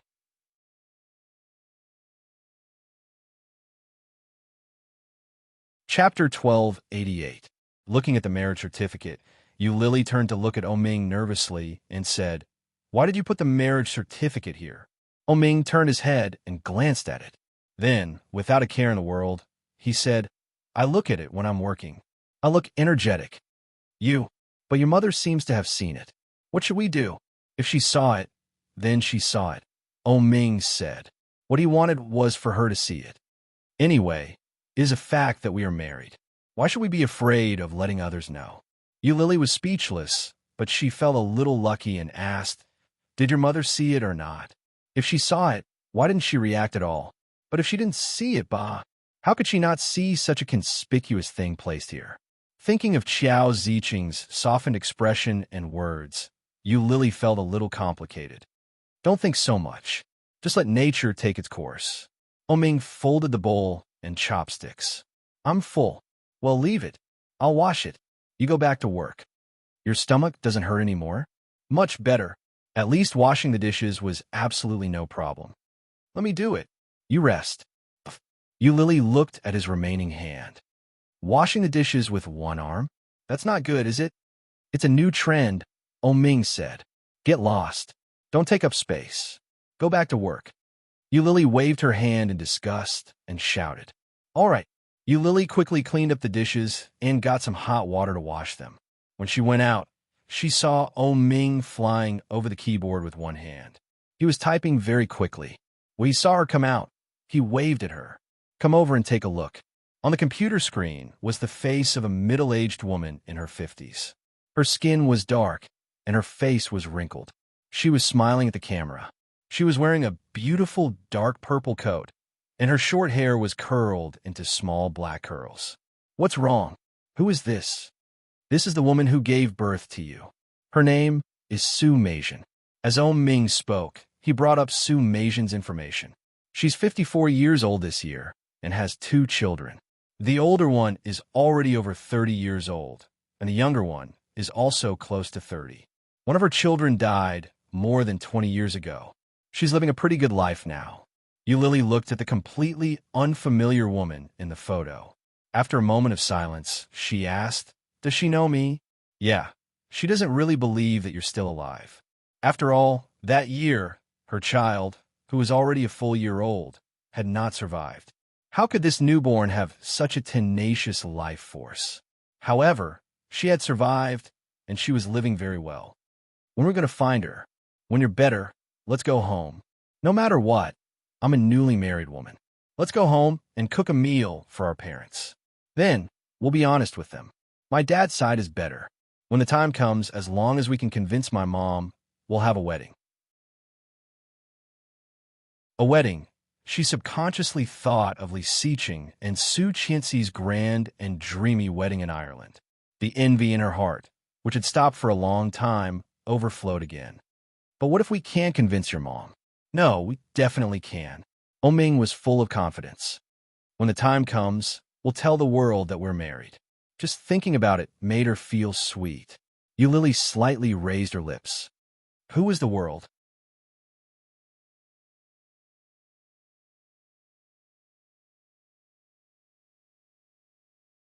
Chapter 1289. Lily was caught off guard by his sweet nothings. She turned to look at him and wrinkled her nose. "How mushy."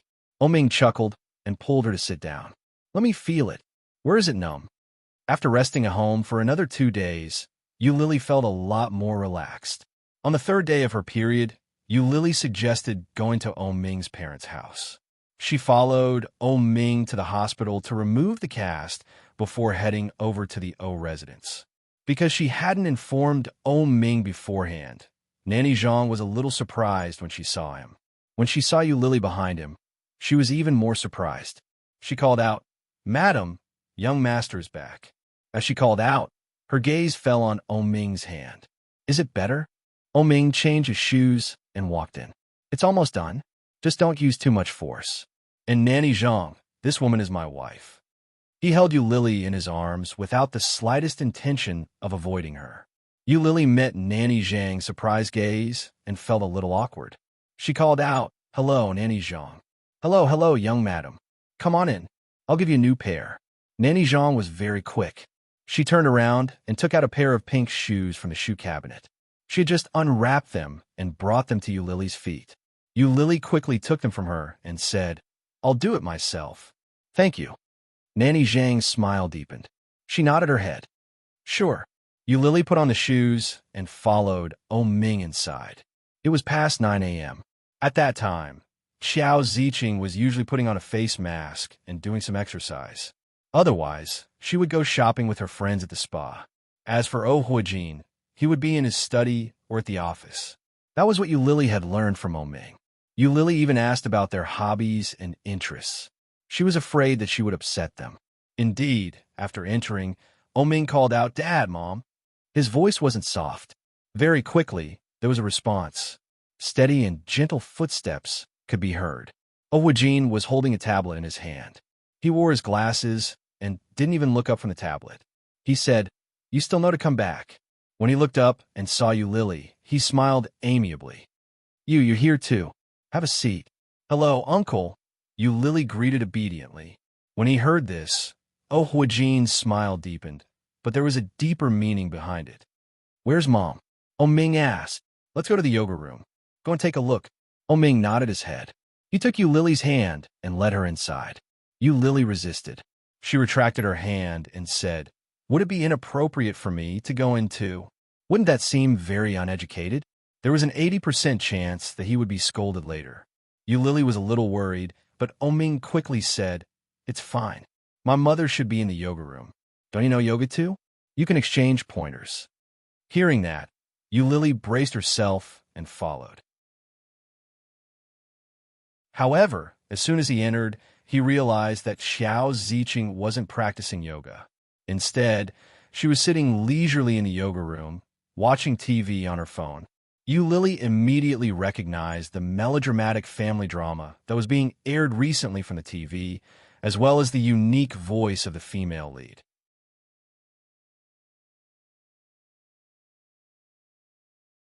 Chapter 1290.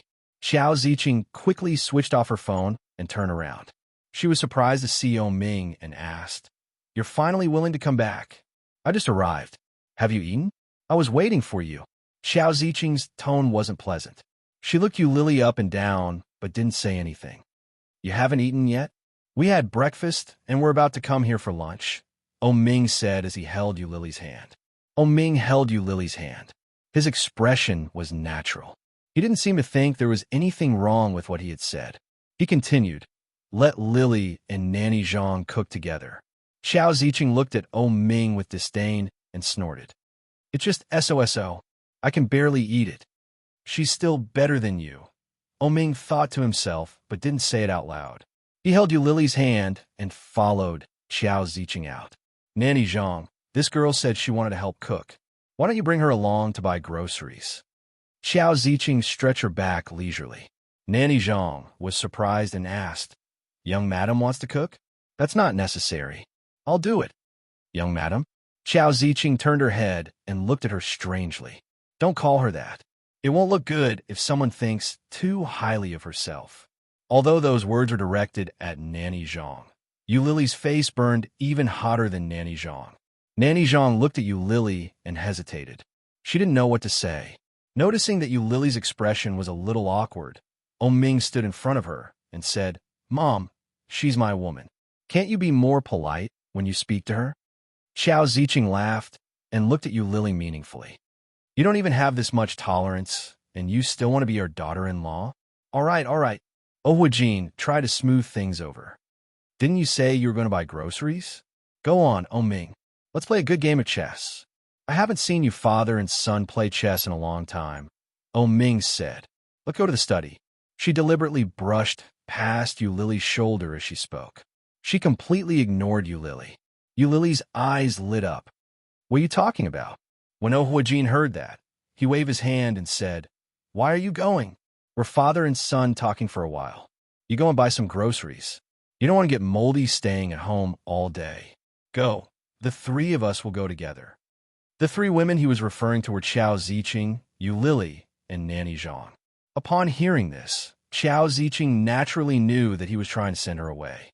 She was a little unwilling, but seeing her husband's determined expression, she nodded and said, "Okay, let's go buy groceries together." Annie Zhang was overwhelmed by the favor. Usually, she was the one who did all these things by herself. Not only did a little girl suddenly come to help, but even the arrogant mistress also went to help buy groceries. However, he did not dare to have any objections and quickly led them out of the door. Auntie Zhang walked straight out of the door. Qiao Ziqing stopped at the door and asked, "Aren't you driving?" Auntie Zhang turned her head and explained, "The market is only 10 minutes from here. We'll just walk for some exercise. There's no need to drive." 10 minutes? Qiao Ziqing was a little surprised. "It's that close. Why didn't I know? Is it a supermarket or a market?" "A market," Auntie Zhang replied. Qiao Ziqing was even more disgusted. "Isn't that dirty?"